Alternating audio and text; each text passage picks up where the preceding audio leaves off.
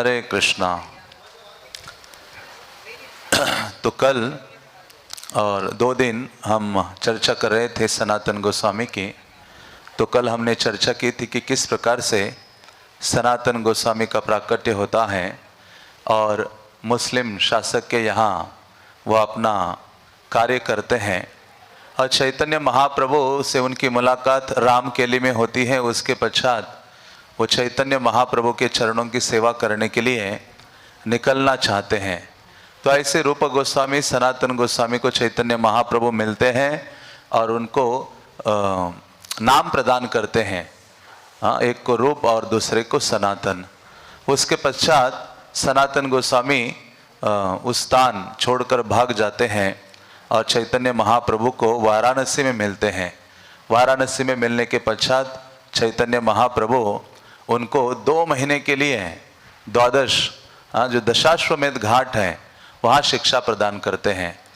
तो जब वो शिक्षा ग्रहण करते हैं चैतन्य महाप्रभु से बहुत सारे तत्वों के बारे में, उसके पश्चात महाप्रभु कहते हैं कि सनातन तुम्हें एक स्मृति ग्रंथ लिखना होगा जिसमें वैष्णवों का आचार व्यवहार आदि का वर्णन करना होगा। तो वो कहते हैं कि प्रभु मैं इतना योग्य नहीं हूँ, नीच आदम हूँ, मैं कैसे ऐसे दिव्य ग्रंथ की रचना कर सकता हूँ। वो कहते हैं कि हे प्रभु आपन करह यदि हृदय प्रवेश, यदि आप स्वयं मेरे हृदय में प्रविष्ट हो जाएंगे और मुझसे उन दिव्य शब्दों को और शिक्षाओं को निकालेंगे तो मैं ये संभव हो सकता है। तो इस प्रकार से श्रील प्रभुपाद कहते हैं कोई जो दिव्य ग्रंथ है वो तभी लिखा जा सकता है यदि गुरु परंपरा की कृपा हो या गुरु और कृष्ण का आदेश हो, तभी उस व्यक्ति को यह अधिकार प्राप्त होता है दिव्य ग्रंथों। हरे कृष्णा। हाँ, तो ये दिव्य अधिकार प्राप्त होता है उस व्यक्ति को ग्रंथों का लेखन करने का, यदि गुरु का कृष्ण का और परंपरा का आशीर्वाद उसके ऊपर है। तो चैतन्य महाप्रभु ने कहा आप यदि वो कार्य करोगे तो कृष्ण उचित समय पर सारी चीजें तुम्हारे हृदय से स्फुरित कराएंगे। फिर सनातन गोस्वामी को आदेश देते हैं कि आप क्या करो, वृंदावन चले जाओ और वृंदावन जाकर उनको 4 कार्य करने के लिए प्रेरित करते हैं। शुद्ध भक्ति के सिद्धांत का प्रचार करना, उनको स्थापित करना, कृष्ण लीला स्थलियों की खोज करना, वृंदावन में विग्रहों की स्थापना करना, वैष्णव सिद्धांत पर ग्रंथ की रचना करना। तो ऐसे सनातन गोस्वामी निवास करने लगते हैं वृंदावन में और वहाँ से चैतन्य महाप्रभु को छोड़कर वाराणसी वो यहाँ वृंदावन पहुँचते हैं। तो वृंदावन में उन दिनों कुछ था नहीं, केवल वृक्ष थे, झाड़ियाँ थी, जंगल था। तो ये आते हैं और यहाँ निवास करने लगते हैं।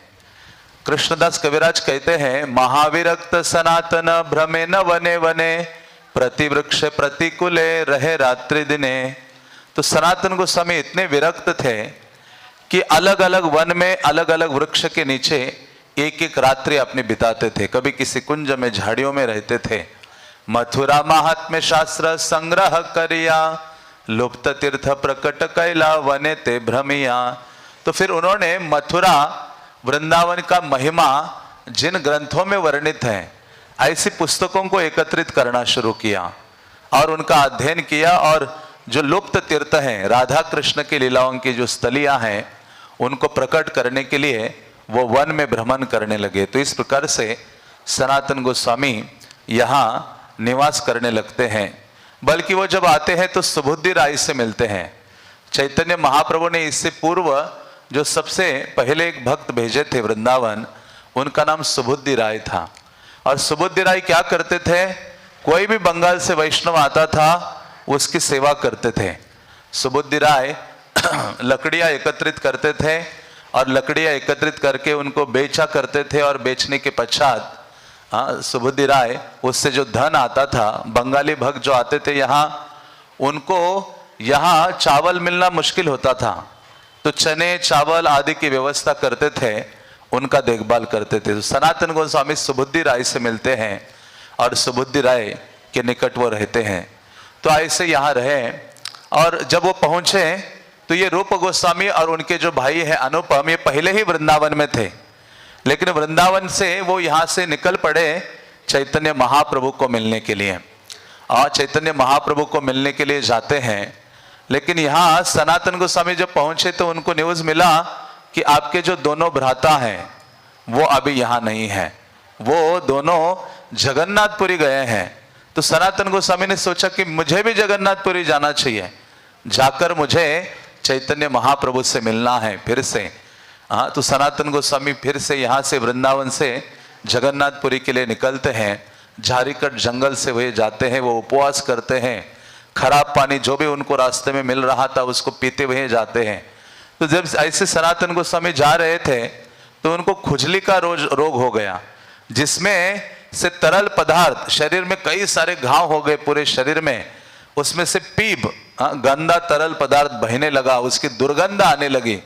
सनातन गोस्वामी रास्ते में जाते हुए सोचने लगे कि मैं तो अति नीच हूं, हाँ, लेकिन मैं चैतन्य महाप्रभु को भी नहीं देख सकता और मैं मंदिर के नजदीक भी नहीं जा सकता जगन्नाथपुरी में यदि मैं पहुंचूंगा, क्योंकि जगन्नाथ के सेवक जो मंदिर के आसपास भ्रमण करते हैं उनको मेरा यदि स्पर्श हो जाए तो मुझे अपराध लगेगा और मैं महान अपराधी बनूंगा।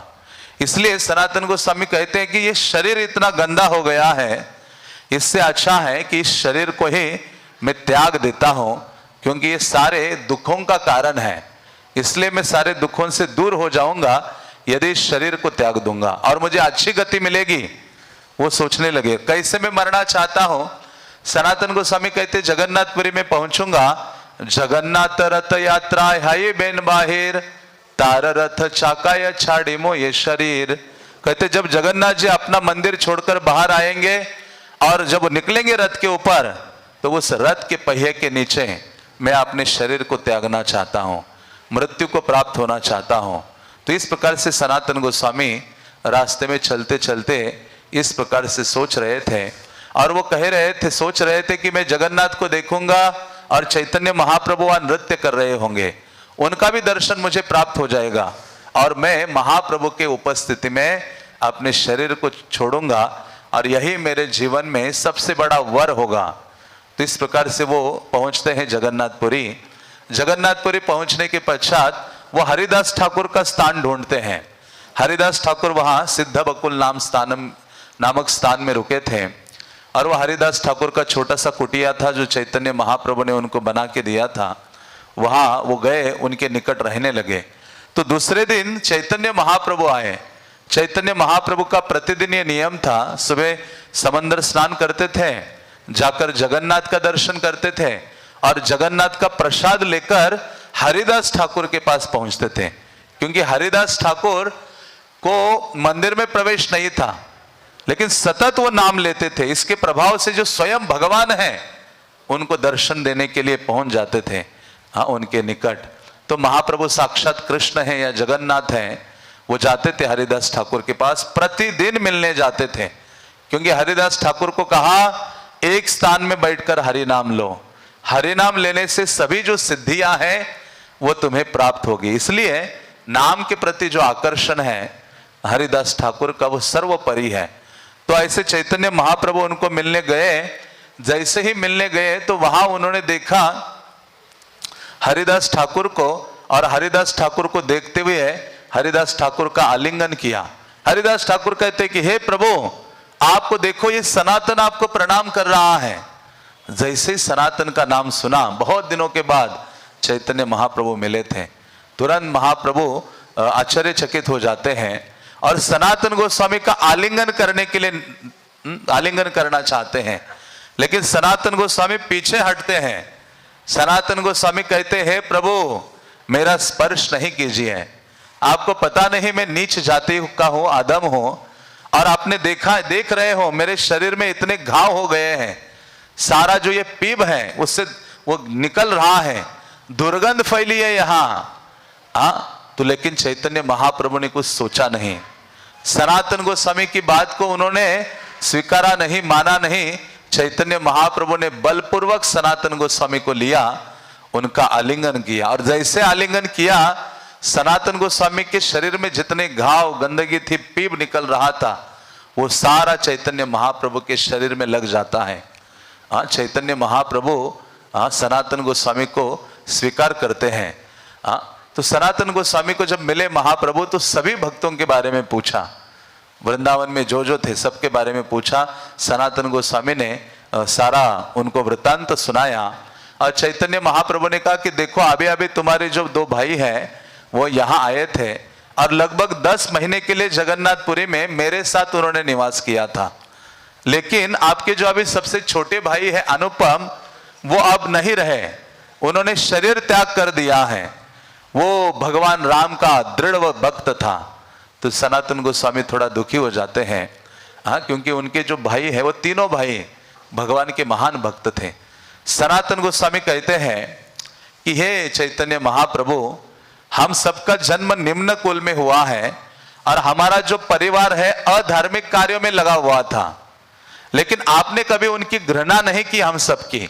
आपने हमें स्वीकार किया, अपनी सेवा प्रदान की, और जिस परिवार के ऊपर आपकी कृपा होगी उस परिवार में सब कुछ मंगल ही मंगल होगा। सनातन गोस्वामी कहते मेरे छोटे भाई के बारे में मैं आपको और बताता हूं। वो भगवान राम के महान भक्त थे और सदैव राम की कथा सुनते थे, राम का गुणगान गाते थे, उनके नामों का कीर्तन करते थे। और हम उनको कहते थे, क्योंकि हम दोनों कृष्ण के भक्त थे और हमारा छोटा भाई राम का भक्त था। सनातन कहते हम उनको कहते थे, सुनह वल्लभ कृष्ण परम मधुर, सौंदर्य माधुर्य प्रेम विलास प्रचुर। हम कहते थे कि हे वल्लभ सुनो, कृष्ण बहुत मधुर है, इसलिए माधुर्य विग्रह है ना, माधुर्य का निलय कृष्ण, कृष्ण को ऐसे पुकारा जाता है। कहते कृष्ण सौंदर्य माधुर्य लीला प्रेम पुरुषोत्तम है। इस प्रकार से बहुत सारी चीजें उनको कही और उन्होंने कहा कृष्ण भजन कर तुम्ही आमा दोहार संगे, तीन भाई एकत्र रहे मो कृष्ण कथा रंगे। सनातन गोस्वामी कहते मैंने अपने छोटे भाई को, हम दोनों ने कहा कि आप कृष्ण का भजन करो, कृष्ण का नाम उच्चारण करो, हम तीनों भाई कृष्ण कथा करते हुए अपना जीवन बिता देंगे। तो हम उनको बारंबार इस प्रकार कहते थे। और एक दिन हमारे वो छोटे भाई अनुपम ने कहा कि आप क्या करो, मुझे कृष्ण दीक्षा दे दो। आप दोनों इतना मुझे कह रहे हो, कैसे मैं आपकी आज्ञा का उल्लंघन करूंगा। और ये सोचते हुए रात भर वो अपने रूम में कमरे में गए और सोचा कि मैं कृष्ण का नाम लूंगा, कृष्ण का भजन करूंगा। पूरी रात उनको नींद नहीं आई। सुबह आए, रोते हुए आए हम दोनों के पास, हमारे ये छोटे भ्राता अनुपम, और वो क्या कहने लगे, हे महाप्रभु, अनुपम ने हमें कहा रघुनाथेर पाद पद में बेची आछे माथा, काढ़े तेना पारो माथा, पाई बड़ी व्यथा। तो वो अनुपम रूप गोस्वामी सनातन गोस्वामी को कहते हैं कि मैंने अपना ये जो सिर है भगवान रामचंद्र के चरण कमलों में बेच दिया है और उसको मैं वापस नहीं ला सकता। और राम जी के चरणों में अपने सर मन हृदय को वापस लाना बहुत अधिक कष्टदायक है, पीड़ादायक है। इस प्रकार से वो कहते हैं। और वो कहते हैं कि आप दोनों क्या कीजिए, हम पर कृपालु हो जाइए, कृपा कीजिए, ताकि मैं जन्म जन्मांतर भगवान राम की सेवा कर सकूं। रघुनाथेर पाद पद्म छाड़ा न जाए, छाड़ी बार मन हैले प्राण फाटी जाए। कहते हमारे छोटे भाई अनुपम ने कहा कि रघुनाथ के चरणों को छोड़ना संभव नहीं है, असंभव है। और जब भी मैं छोड़ने के बारे में सोचता हूं तो मेरा हृदय विदीर्ण हो जाता है, फटने लगता है। इस प्रकार से वो कहते हैं रूप गोस्वामी सनातन गोस्वामी को। तो ये जब हमारे भाई की बात हमने सुनी तो हमने उसका आलिंगन किया, कहा कि हे अनुपम, तुम महान संत हो और राम जी के प्रति तुम्हारा जो दृढ़ संकल्प है, निष्ठा है, सेवा भाव है, वो सर्वोपरि है। तो सनातन गोस्वामी कहते हैं कि हे चैतन्य महाप्रभु, आपने हमारे पूरे वंश पर बहुत बड़ी कृपा की है और जिस पर आपने कृपा आप करोगे उस व्यक्ति के वंश के सारे जो कष्ट हैं वो लुप्त हो जाते हैं। चैतन्य महाप्रभु कहते मैं और एक राम भक्त को जानता हूं, उसका नाम मुरारी गुप्त है। मुरारी गुप्त को भी मैंने वही कहा था कि आप क्या करो, कृष्ण का भजन करो। लेकिन मुरारी गुप्त जो साक्षात हनुमान है वो कहते हैं कि संभव नहीं है, तलवार से गला काटा जाए लेकिन फिर भी भगवान राम के चरणों से अपना जो हृदय है वो मैं अलग नहीं कर सकता। तो चैतन्य महाप्रभु कहते हैं इस प्रकार से जो भक्त का निष्ठा होता है भगवान के चरणों में वो बहुत बड़ी उपलब्धि है। कहते हैं सही भक्त धन्य जेना छाड़े प्रभु चरण। तो ऐसे भक्त धन्य है जो पूरा जीवन भर भगवान के चरणों को नहीं छोड़ते हैं, भक्ति को नहीं छोड़ते हैं। सही प्रभु धन्य जेना छाड़े निज जन। कहते हैं जिस भगवान के प्रति हमारा अनुराग हो गया है उनके चरण जो सेवक है छोड़ता नहीं है, तो वो जो भगवान है उस दास को भी कभी छोड़ते नहीं है। और दुर्दैव से गलती से वो दास अब भगवान के चरणों को छोड़कर अन्य स्थान में चला जाता है तो कहते हैं वो स्वामी धन्य है, भगवान धन्य है। वो क्या करते हैं, ऐसे अपने सेवक के बालों को केशों को पकड़कर वापस अपने चरणों में ले आते हैं। इस प्रकार से यदि भगवान के प्रति हमारी निष्ठा सेवा भाव हो और गलती से हम भगवान के चरणों से दूर जाते हैं, पतित हो जाते हैं, तो भगवान फिर से हमें अपने चरणों में सेवा में लगाते हैं। तो इस प्रकार से चैतन्य महाप्रभु उनको कहते कहते कि हे सनातन, अभी आप जगन्नाथपुरी आए हो तो यहाँ हरिदास ठाकुर के संग में रहो और दोनों आप भक्ति के इतने महान ज्ञाता हो, कृष्ण कथा का रसास्वादन करो और हरि नाम करते रहो निरंतर। दो कार्य करो, कृष्ण कथा सुनो, कृष्ण कथा की चर्चा करो, हरि नाम का उच्चारण करो। तो चैतन्य महाप्रभु ने ये कहा और चैतन्य महाप्रभु फिर से रोज उन दोनों के लिए जगन्नाथ का प्रसाद प्रतिदिन भेजते थे। तो सनातन गोस्वामी भी कभी जगन्नाथ मंदिर के अंदर नहीं गए, वो अपने आप को बहुत पतित मानते थे। हाँ, और हरिदास ठाकुर भी कभी जगन्नाथ का दर्शन करने मंदिर में नहीं प्रवेश किए, ना रूप गोस्वामी जगन्नाथ मंदिर में प्रवेश किए। तो इस प्रकार से ये दोनों महाप्रभु के संग दिन का समय बिताते थे, चैतन्य महाप्रभु के साथ कृष्ण कथा करते थे। तो एक दिन चैतन्य महाप्रभु अचानक आते हैं सनातन गोस्वामी और हरिदास ठाकुर से मिलने के लिए। जैसे आते हैं तो तुरंत सनातन गोस्वामी को सामने देखकर चैतन्य महाप्रभु अचानक बोल पड़ते हैं। कहते हैं सनातन देह त्यागे कृष्ण यदि पाइए, कोटि देह क्षणे के तबे छाड़े ते पारिए। कहते हैं यदि देह त्याग करके कृष्ण प्राप्त हो जाते हैं, महाप्रभु कहते मैं करोड़ों देह त्याग करने के लिए तैयार हूं। महाप्रभु कहते हैं देह त्यागे कृष्ण ना पाए, पाइए भजने, कृष्ण प्राप्ति उपाय को न नाही भक्ति विने। चैतन्य महाप्रभु कहते सनातन ये मरने से कृष्ण प्राप्ति नहीं होगी, देह त्याग करने से। कहते हैं कृष्ण तो प्राप्त होते हैं भजन करने से। जितना अधिक भगवत भजन जो करेगा वो कृष्ण को प्राप्त करेगा। कृष्ण ऐसी सस्ती वस्तु नहीं है, किसी भौतिकता के बदले में कृष्ण प्राप्ति संभव नहीं है। कृष्ण प्राप्ति संभव है केवल भगवान का शुद्ध भजन करने मात्र से, तभी वो प्राप्त होते हैं। भक्ति के बिना कहते एक ही उपाय है, भक्ति बिने कौन नाही भक्ति, भक्ति के बिना कृष्ण प्राप्ति नहीं है। कहते तुम आए हो जब वहां से निकले हो वृंदावन से, जगन्नाथपुरी पहुंचते हुए सोच रहे हो कि मैं आत्महत्या करूंगा, इतना कष्ट मिल रहा है। इस संसार में भी देखो जीवों कई लोग बहुत त्रस्तित रहते हैं, नाना प्रकार के कष्ट विपदाएं मानसिक शारीरिक कष्ट अनुभव करते हैं, झेला नहीं जाता, अंततः सोचते इससे मुक्ति मिलेगी, आत्महत्या कर लेते हैं। तो आत्महत्या करने से और कष्ट उनको जीवन में बढ़ता है, उनको कोई अच्छी गति नहीं प्राप्त होती, कोई मनुष्य देह नहीं प्राप्त होता, प्रेत योनि में जाते हैं, ना शरीर होता है ना कुछ, नाना प्रकार से त्रस्त रहते हैं।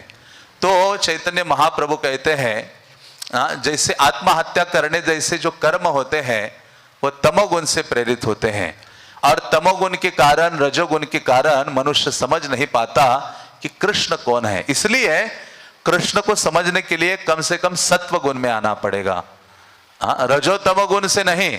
और सत्व गुण में आने के लिए सबसे पावरफुल चीज है कृष्ण के नामों का उच्चारण करना, और दूसरा है कृष्ण कथा का श्रवण करना या भागवत का श्रवण करना। तो इस प्रकार से व्यक्ति जब सत्व गुण में आता है तो वो व्यक्ति कृष्ण को समझ सकता है। और महाप्रभु कहते जब तक व्यक्ति भक्ति नहीं करता है, श्रवण नहीं करता है, तब तक उसके हृदय में कृष्ण प्रेम जागृत नहीं हो सकता, और कृष्ण प्रेम जागृत किए बिना कृष्ण को प्राप्त नहीं किया जा सकता। इसलिए महाप्रभु ने क्या कहा है, श्रवण आदि शुद्ध चित्ते करय उदय। श्रवण के द्वारा चित्त को शुद्ध कीजिए तो कृष्ण हृदय में प्रकट हो जाएंगे। तो जितने भी हम ग्रंथ, तात्पर्य, शास्त्र पढ़ते हैं तो बारंबार हमें उस बात की ओर ले जाया जाता है कि श्रवण करने से ही सिद्धि या कृष्ण प्राप्ति संभव है। तो इस प्रकार से चैतन्य महाप्रभु कहते हैं कई ऐसे महान भक्त होते हैं कृष्ण के वियोग, जिनके हृदय में प्रेम जागृत हुआ है, भगवान से बहुत वियोग या विरह का अनुभव करते हैं और भगवान के दर्शन के बिना वो अपने शरीर को त्यागने के लिए तत्पर होते हैं, लेकिन त्यागने के लिए तैयार, अपने आप ही इतना प्रेम उमड़ता है, शरीर छोड़ने की नौबत आती है, लेकिन भगवान उनके लिए प्रकट होकर अपना दर्शन देते और ऐसे भक्त अपना शरीर त्याग नहीं कर पाते। तो इस प्रकार से जब प्रगाढ़ प्रेम होगा भगवान के लिए, अभी तो प्रेम ये बहुत दुर्लभ वस्तु है, बहुत दूर की वस्तु है। अभी तो हम अनुकूल प्रतिकूल से ही लड़ाई कर रहे हैं, अनुकूल चीजों को स्वीकार करना। इसलिए हमें जोर देना चाहिए शुरुआत के जीवन में, भक्तिमय जीवन में, दो चीजों पर, अनुकूल्यश संकल्प, प्रतिकूल्यश वर्जनम। जो मुझे भक्ति में आगे बढ़ने के लिए अनुकूल है उसको मुझे पकड़ना है और उसी पर ही फोकस रहना है, और प्रतिकूल्यश वर्जनम, भक्ति से जो बाधाएं, प्रतिकूल चीज है, चाहे संग है, वातावरण आदि है, उनसे दूर रहना है, अपने आप को काट देना है। तभी ये शरणागति के सबसे पहले दो लक्षण है। हाँ, बाकी तो चीजें बहुत दूर रहे। तो चैतन्य महाप्रभु डांटते हैं सनातन गोस्वामी को। सनातन गोस्वामी कहते हैं कि अरे मैंने तो कभी बोला नहीं महाप्रभु को मैं मरने के लिए आया हूं जगन्नाथपुरी रथ के नीचे शरीर त्यागूंगा। महाप्रभु को कैसे पता चला? चैतन्य महाप्रभु तो अंतर्यामी है। हाँ, तो चैतन्य महाप्रभु उनको डांटते हैं, कहते हैं कुबुद्धि छाड़िया कर श्रवण कीर्तन, आचिरात पावे तबे कृष्ण रचरन। बहुत महत्वपूर्ण ये श्लोक है, सार है सब चीजों का, कृष्ण प्राप्ति का। क्या है? चैतन्य महाप्रभु कहते हैं तुम्हारी ये जो कुबुद्धि है, तुम कई अपने मनगढ़ंत चीजें सोच रहे हो, कहते हैं कुबुद्धि छाड़िया कर श्रवण कीर्तन। अपनी इस कुबुद्धि को छोड़ दो और एक चीज को पकड़ो, श्रवण कीर्तन। इसलिए महाप्रभु ने कहा आध्यात्मिक गुरु से जब आपको भक्ति लता का जो बीज प्राप्त होता है उसको बढ़ाने के लिए क्या करना है? श्रवण कीर्तन जले करय सेचन। श्रवण कीर्तन के जल से जो गुरु से बीज क्या है? श्रद्धा, कृष्ण के प्रति श्रद्धा बिंदु जो प्राप्त होता है, उसी को जितना जल देते रहेंगे। किस चीज का जल देना है? श्रवण कीर्तन, श्रवण कीर्तन, बारंबार बारंबार। क्योंकि हमें जानना चाहिए बीमारी बहुत बड़ी है मेरी, भव रोग की बीमारी है। जितनी बड़ी बीमारी उतना बड़ा डोज हमें देना होगा स्वयं को, उतना अधिक श्रवण कीर्तन में डूबना होगा, तभी जाकर ये जो चित्त है, हृदय है, विषय वासनाओं से अपलावित है, वो शांत हो सकता है और कृष्ण के प्रति जो प्रेम की भावना है वो जागृत हो सकती है। इसलिए कृष्ण कोई अन्य चीज से नहीं प्राप्त होने वाले। हाँ, महाप्रभु ने कहा ये तुम्हारी कुबुद्धि छोड़ो और भावुक मत बनो, श्रवण कीर्तन में लगो।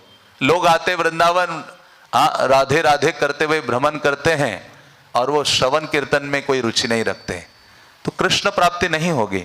भगवान को प्राप्त करना है, भगवान को समझना है, उनसे प्रेम जागृत करना है, तो व्यक्ति को भगवान की कथाओं को बहुत अधिक पान करना होगा और भगवान के नामों का उच्चारण अपनी जीवा से करना होगा। तभी आचिरात पावे तबे कृष्णेर चरण। महाप्रभु कहते आचिरात का मतलब है बहुत शीघ्रता से, जल्दी कृष्ण प्राप्ति होगी।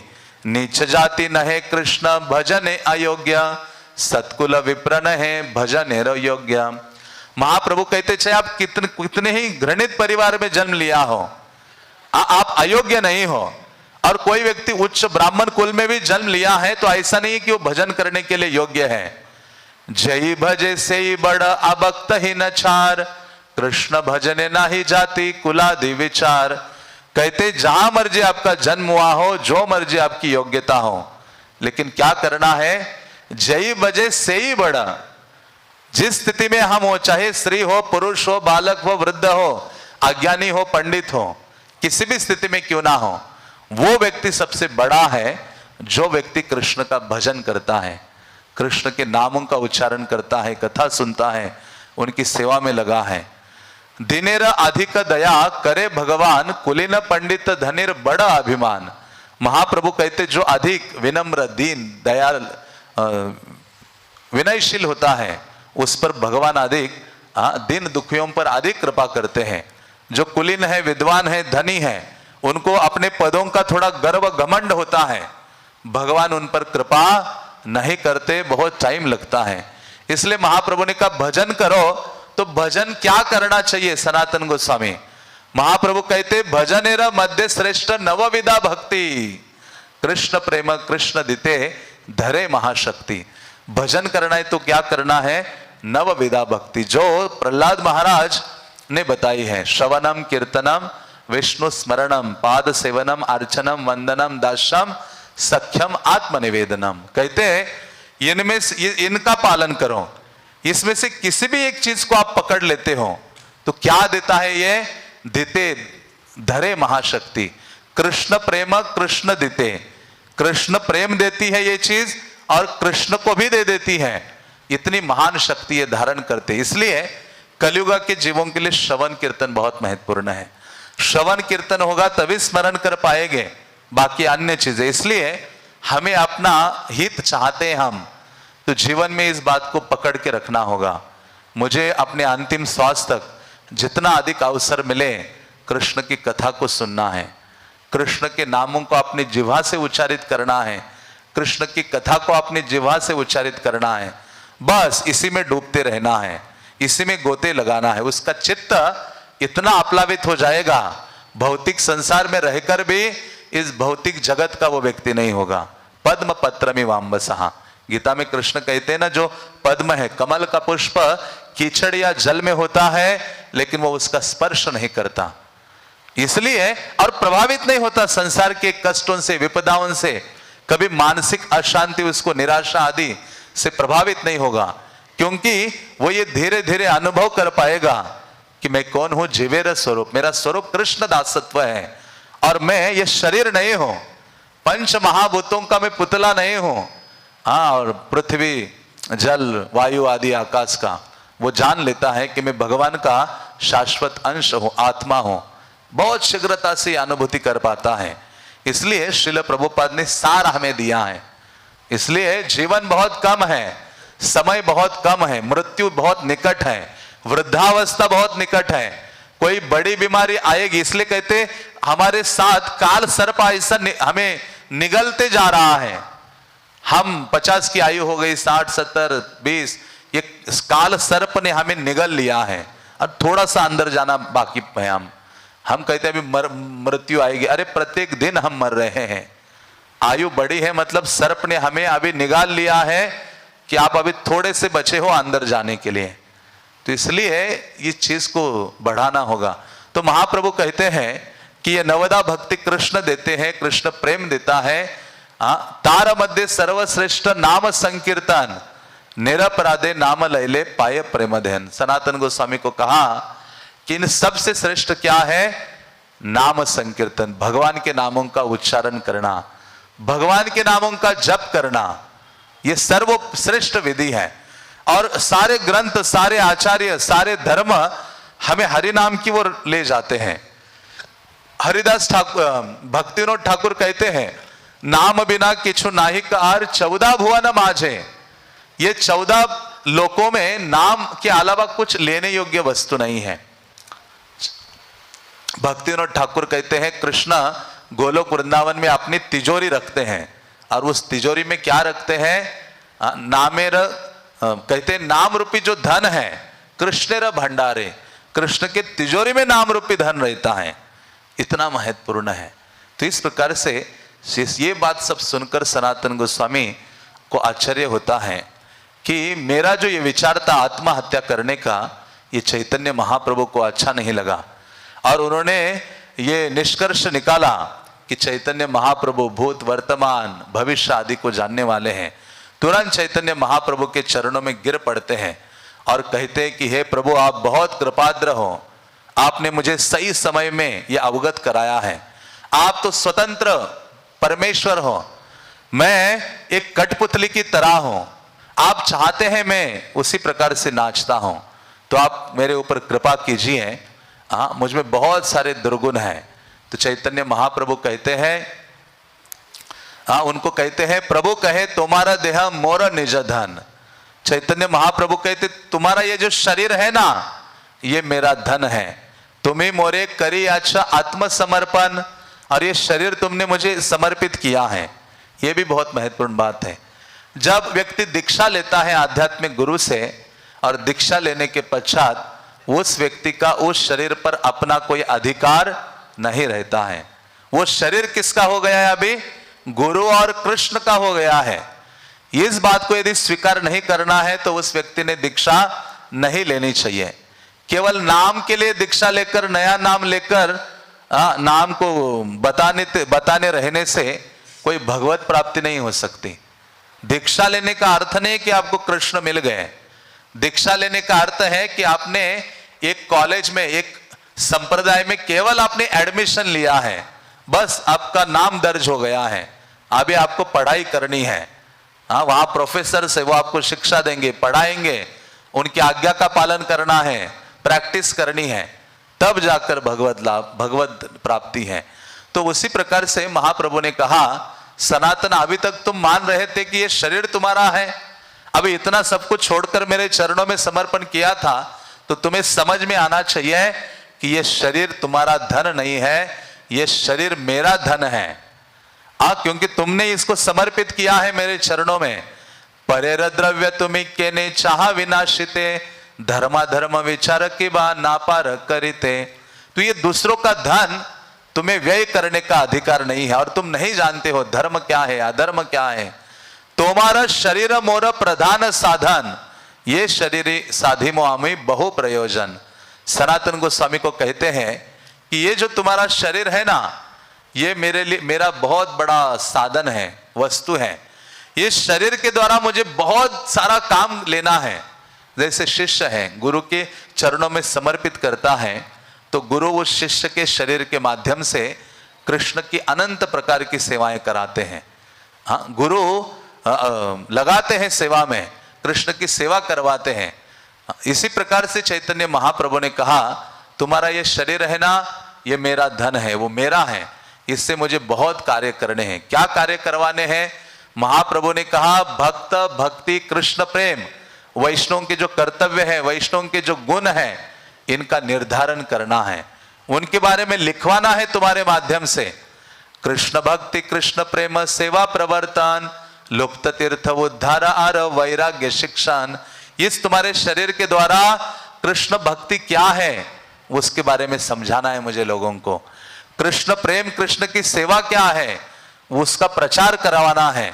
और वृंदावन तुम्हें भेजकर जितनी कृष्ण की लीला स्थलियां अप्रकट हो गई है, उनको प्रकट कराना है। और जगत को वैराग्य क्या है, ये शरीर के माध्यम से मुझे सिखाना है। निज प्रिय स्थान मोर मथुरा वृंदावन, तहा यत धर्म चाही करित प्रचारन। महाप्रभु कहते हैं, मेरा जो निज स्थान है और जो मुझे बहुत अधिक प्रिय है, वो मथुरा वृंदावन है। वहां ये सब इस धर्म का प्रचारण करना है। महाप्रभु ने कहा, मैं अपनी माता की आज्ञा से नीलाचल में निवास कर रहा हूं, और मैं इस धर्म की शिक्षा यहां नहीं दे पा रहा हूं। इसी कारण से मैं तुम्हारे शरीर के द्वारा ये सब करवाना चाहता हूं। इस प्रकार से चैतन्य महाप्रभु कहते हैं। तो सनातन गोस्वामी कहते हैं कि हे प्रभु, जो आप सोचते हैं ना, वो कोई नहीं समझ पाएगा। व्यक्ति एक कठपुतली के समान है, और वो आपके द्वारा ही नचाया जाता है, लेकिन व्यक्ति समझ नहीं पाता है। या जो कठपुतली है, कोई अन्य उसको नचाता है, लेकिन कठपुतली कभी समझ नहीं पाती कि मुझे नचाने वाला कोई अन्य है। तो वहां हरिदास ठाकुर थे, चैतन्य महाप्रभु ने कहा, हरिदास देखो ये सनातन को, ये दूसरे की संपत्ति को नष्ट करने में लगा हुआ है। हरिदास ठाकुर कहते हैं कि प्रभु, हम खुद झूठे गर्व में थे, और हम आपको सही ढंग से समझ नहीं पा रहे हैं। किस प्रकार से आपको समझा जा सकता है? हाँ, बहुत कठिन है हे महाप्रभु आपको समझना, आपकी योजनाओं को समझना। चैतन्य महाप्रभु हंसते हैं, दोनों का आलिंगन करते हैं और वहां से चले जाते हैं।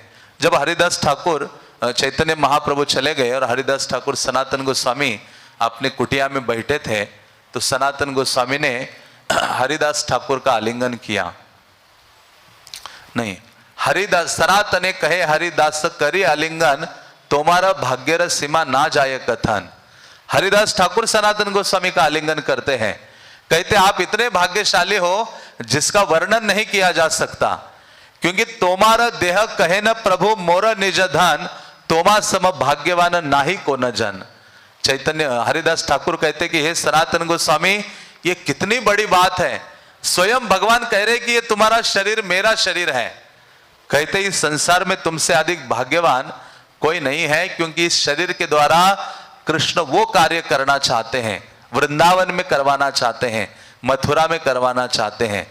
हाँ, तो इस प्रकार से बहुत अधिक सौभाग्यशाली आप हो, और आपके द्वारा भक्ति सिद्धांत की स्थापना करना चाहते हैं, आपके द्वारा वैष्णव का आचरण क्या है उसकी शिक्षा देना चाहते हैं। इस प्रकार से हरिदास ठाकुर कहते हैं मैं तो बहुत दुर्भाग्यशाली हूं, आमार यह देह प्रभु कार्य ना लागिल, भारत भूमि ते जन्मी यही देह व्यर्थ हैल। हरिदास ठाकुर कहते हैं मेरा शरीर तो ऐसे ही पड़ा है, यहाँ एक ही जगह है, मेरा शरीर कब चैतन्य महाप्रभु की सेवा में लगेगा। भारत भूमि ते जन्मे है देह व्यर्थ हैल। हरिदास ठाकुर कहते हैं महाप्रभु की सेवा में यह शरीर नहीं लगा, भारत भूमि में जन्म लेकर मेरा जीवन व्यर्थ हो गया। हाँ, इस प्रकार से हरिदास ठाकुर अपनी विनम्रता व्यक्त करते हैं, और वास्तव में ये सही है हमारे लिए कि ये मनुष्य देह प्राप्त करके भारत भूमि में यदि कृष्ण की सेवा में नहीं लग पाया तो ये शरीर कुत्ते बिल्ले या जो शगाल है, सियार आदि को खाने के लिए योग्य है, ये व्यर्थ है। तो इस प्रकार से ये शरीर सबसे गंदी चीज जो हम अपने साथ लेके घूम रहे हैं, हम नहीं सोच रहे हैं कि सबसे गंदी बैग हम लेकर ढो रहे हैं, जिसके ऊपर दिन रात लेप करते हैं, वस्त्र चढ़ाते हैं, सजाते धुलाते हैं, धुलाते उसको, लेकिन आप देखेंगे सबसे गंदी वस्तु ये शरीर है। नव द्वारे पूरे देही, 9 द्वारों से गंदगी ही निकलती है, और सुबह उठकर वही गंदगी साफ करते हैं, और अज्ञानता से गर्व में चूर होकर घूमते हैं कि मैं कितना महान हूं, कितना सुंदर हूं, कितना विद्वान हूं। विद्वान होने से क्या लाभ यदि इस शरीर के बारे में हमें वास्तविक ज्ञान नहीं है। श्रील प्रभुपाद कहते थे ये बैड बार्गेन है, ये बहुत गंदी चीज है, लेकिन इसका सदुपयोग हो सकता है, ये कृष्ण दे सकता है आपको यदि उसका सही उपयोग किया जाए, कृष्ण की सेवा में लगाया जाए। तो इसलिए हम यदि कृष्ण की सेवा में इस शरीर को नहीं लगाएं तो हमारा जीवन पशु पक्षी के समान है, व्यर्थ है। मन पाई या मनुष्य देह जेना सुने गौर गुण।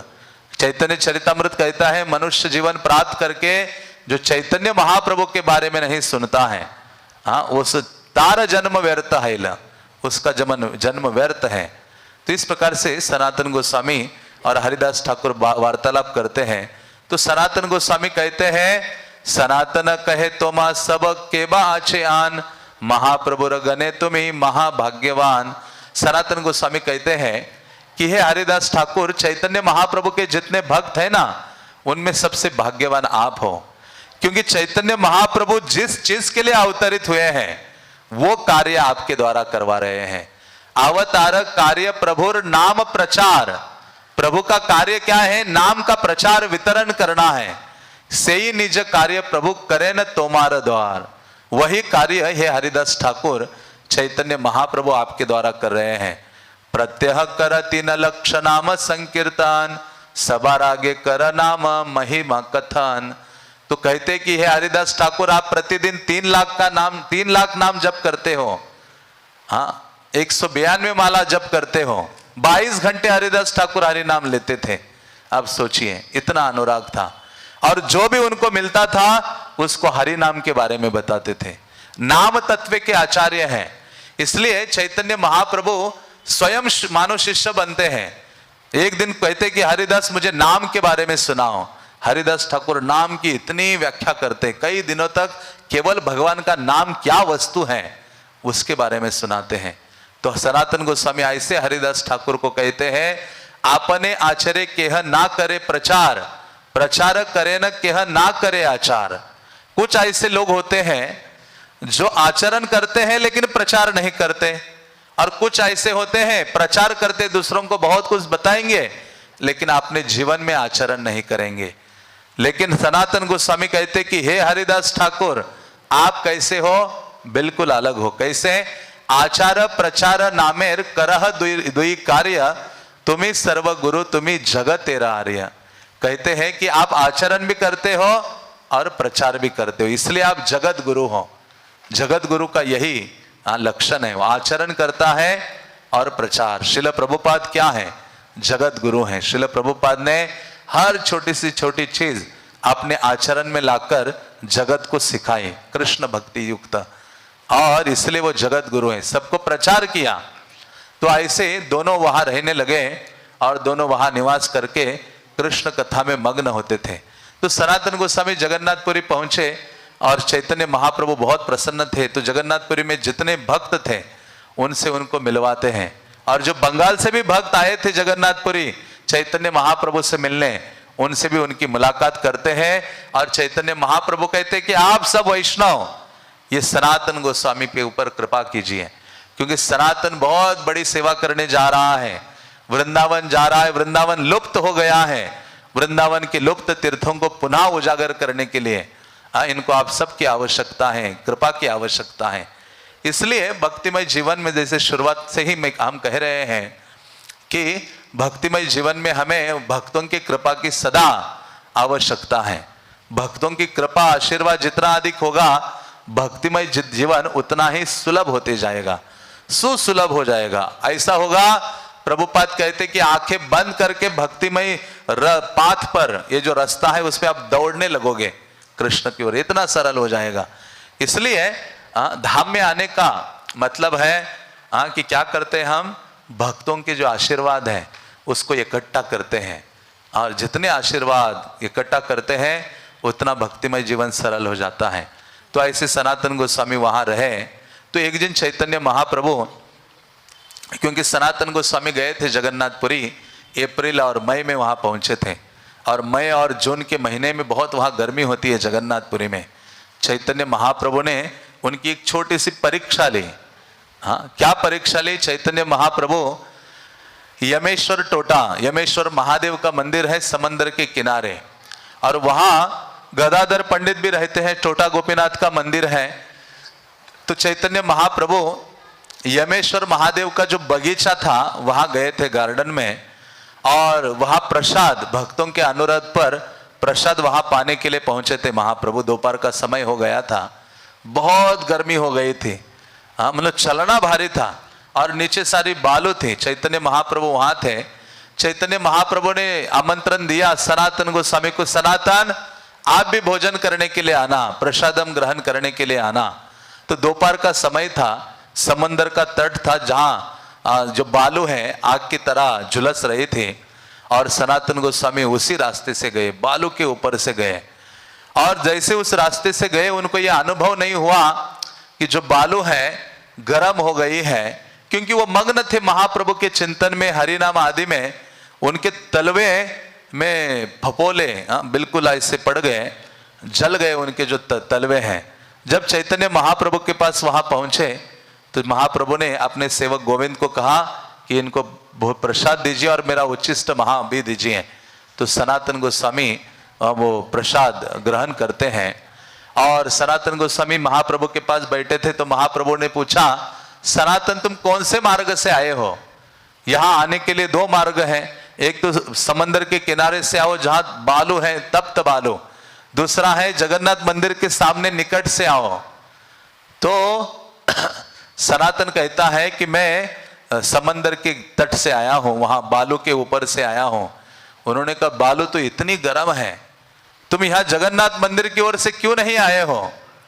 उन्होंने कहा आपको पता नहीं चला, आपके पांव तो पूरे ऐसे फोड़े आ गए हैं, इतना अधिक कष्ट तुम्हें हुआ है, पता नहीं चला। वो कहते महाप्रभु आपके स्मरण में मुझे कोई चीज पता नहीं चली। उन्होंने कहा फिर जगन्नाथ मंदिर के रास्ते से क्यों नहीं आए? कहते मेरा वो अधिकार नहीं है, मैं बहुत तुच्छ व्यक्ति हूं, अस्पर्श व्यक्ति हूं। हाँ, और यदि जगन्नाथ मंदिर के निकट से इसलिए नहीं आया क्योंकि जगन्नाथ के सेवक मंदिर के आसपास जगन्नाथ की सेवा के लिए घूमते रहते हैं, और गलती से मेरा स्पर्श हो जाए उनको, हाँ, तो सेवा में बाधा होगी और मैं अपराध मुझे लगेगा, मैं अपराधी होऊंगा। इसलिए उन्होंने कहा यदि उनका स्पर्श होगा तो मेरा सर्वनाश हो जाएगा। तो ये सुनकर चैतन्य महाप्रभु बहुत प्रसन्न होते हैं और चैतन्य महाप्रभु कहते हैं यद्यपि हो तुम्हें हो जगत पावन तोमा स्पर्श पवित्र है देव मुनिगण। उन्होंने कहा कि हे सनातन, यद्यपि तुम जगत को पावन करने का सामर्थ्य रखते हो, तुम्हारा स्पर्श करके बड़े बड़े देवता ऋषि मुनि पवित्र हो जाते हैं, तथापि भक्त स्वभाव मर्यादा रक्षण मर्यादा पालन है साधुर भूषण। तो चैतन्य महाप्रभु ने कहा फिर भी एक जो भक्त होता है वो मर्यादा का रक्षण करता है, उसका स्वभाव है मर्यादा का उल्लंघन नहीं करना। क्योंकि साधु का अलंकार है मर्यादा पालन। तो इसलिए जो भी हमें मर्यादा दी है, चाहे पुरुष है, स्त्री है, या जो भी भक्त हैं, सबको ये मर्यादा है, और वो मर्यादा से ही हमारी सुंदरता बढ़ती है। मर्यादा का पालन करते हैं। चैतन्य मर्यादा का मतलब है हमारे लिए वैष्णव शिष्टाचार का पालन करते हैं, हम मर्यादा का उल्लंघन नहीं करते हैं। ये विशेष गुण है और इससे भक्त सुशोभित होता है, ये उसका आभूषण है। मर्यादा लंघने लोक करे उपहास यही लोक परलोक दुई है नाश। महाप्रभु ने कहा जब व्यक्ति अपनी मर्यादा का उल्लंघन करता है तो लोग उसकी हंसी उड़ाते हैं, और इस जगत में भी वो आनंद अनुभव नहीं करता, संतुष्टि सुख अनुभव नहीं कर पाता। ये जगत में भी उसका जीवन विनष्ट होता है और पर जीवन परलोक को भी नहीं प्राप्त कर पाता। मर्यादा राखिले तुष्ट कैले मोर मान तुम्हें आइछे ना करिले करे को न जान। चैतन्य महाप्रभु ने कहा तुमने शिष्टाचार का पालन किया है जिसके द्वारा मेरे मन को तुमने तुष्ट किया है, और तुम्हारे जैसा भक्त शिष्टाचार का उदाहरण नहीं प्रस्तुत करेगा तो कौन करेगा। इस प्रकार से वो प्रस्तुत करते हैं, चैतन्य महाप्रभु उनको कहते हैं। तो इसलिए जो ये मर्यादा का पालन है भक्तों को अपने जीवन में करना चाहिए। जो वैष्णव सदाचार है, शिष्टाचार है, उसकी शिक्षा हमें लेनी चाहिए और उसका आचरण करने का प्रयास करना चाहिए। तो ऐसे सनातन गोस्वामी जगन्नाथपुरी में रहे। एक दिन वहां एक भक्त थे जिनका नाम था जगदानंद। तो ये बहुत दुखी थे सनातन गोस्वामी। तो ये जगदानंद के पास जाते हैं, महाप्रभु के पार्षद है, वरिष्ठ पार्षद हैं जगदानंद पंडित, जो चैतन्य महाप्रभु के साथ संन्यास लेने के बाद सबसे पहले आए थे जगन्नाथपुरी। तो ये जगदानंद के पास बैठते हैं, चर्चा करते हैं और सारा अपना दुख निवेदन करते हैं कि मैं जो अपने मन में करने चाह रहा था वो कार्य चैतन्य महाप्रभु ने मुझे करने नहीं दिया, और मेरा शरीर गंदा था, पीप निकल रहा था, खुजली हो रही थी, फोड़े निकल गए थे पूरे शरीर में। फिर भी चैतन्य महाप्रभु ने मेरा क्या किया है, आलिंगन किया है। और जगन्नाथपुरी में रहकर मैं जगन्नाथ का दर्शन भी नहीं कर पा रहा हूं, यहां सब कुछ मेरे विपरीत हो रहा है। जगदानंद कहते कि सनातन तुम्हारे लिए तो सबसे अच्छा वृंदावन है। ये महाप्रभु ने तुम दोनों भाइयों को तो ये देश दे दिया है वृंदावन सेवा करने के लिए। ये जगन्नाथ की रथ यात्रा हो जाएगी ना अभी, तो आपको चले जाना चाहिए वृंदावन, वहां सब तुम सुख अनुभव करोगे। तो ऐसे जब जगदानंद पंडित ने कहा तो दूसरे दिन चैतन्य महाप्रभु को मिलने जब सनातन गोस्वामी आए तो सनातन गोस्वामी की बीमारी ठीक नहीं हुई थी। अभी कई दिन बीते थे जगन्नाथपुरी में, वो सारा पीप निकल रहा था, सब दिक्कतें वैसी थी, शरीर से गंध निकल रहा था पूरे। तो जब चैतन्य महाप्रभु के सामने गए, चैतन्य महाप्रभु ने तुरंत अपने हाथ आगे किए, आलिंगन करने के लिए तैयार हो गए। जैसे जगन्नाथ जी हैं, जगन्नाथ जी के हाथ देखा आगे हैं, भक्तों को आलिंगन करने के लिए रेडी है। मतलब हम कितने पतित आदम हो, एक ही चीज है, बस भगवान के सामने जाना है, जगन्नाथ जी के सामने जाना है मुझे। चाहे आप में कितने ही कमियां हो, दुर्गुण हो, भगवान पावन करने वाले, पतित पावन, हेतु तव अवतार, और भगवान आलिंगन करने के लिए तैयार रहते हैं। तो सनातन गोस्वामी का शरीर तो इतना गंध से भरा था, फिर भी महाप्रभु ने जबरदस्ती पकड़ा, फिर उनका आलिंगन किया। सनातन गोस्वामी कहते हैं महाप्रभु यहाँ तो सब विपरीत हो रहा है, आप मेरा आलिंगन करते हो, शरीर से पीप निकल रहा है, रोज मुझसे अपराध हो रहा है, यहाँ रुककर मेरा कोई, मुझे नहीं लग रहा है मंगल होगा। ये जो जगदानंद है ना, जगदानंद पंडित, उन्होंने मुझे कहा है कि ना तुम वृंदावन चले जाओ, वहां अच्छा है। तो सनातन गोस्वामी की ये बात सुनी, चैतन्य महाप्रभु डांटने लगते हैं। वो कहते कालिकार बटुया जगा आयछे गर्वी हैल, तोमा सबारे ही उपदेश करे ते लागिल।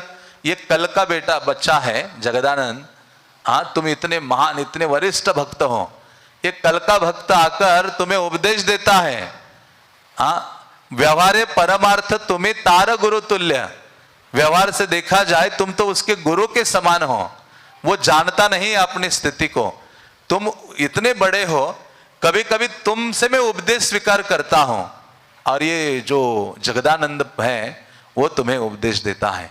तो ऐसे जब बोला चैतन्य महाप्रभु ने, एक प्रकार से जगदानंद के प्रति ऐसे कठोर वचन बोले, सनातन गोस्वामी कहते हैं कि मैं समझ गया जगदानंद सबसे ज्यादा भाग्यशाली है।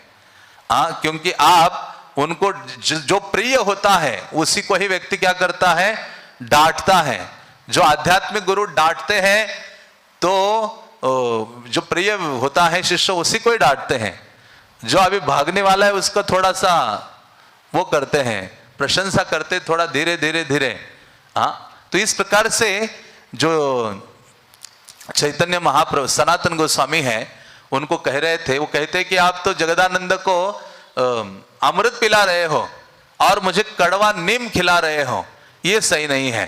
चैतन्य महाप्रभु कहते देखो सनातन, जगदानंद से कई अधिक गुना तुम मुझे प्रिय हो, और मैं कभी यह सहन नहीं करता कोई शिष्टाचार का अतिक्रमण करे, शिष्टाचार के विपरीत कार्य करे।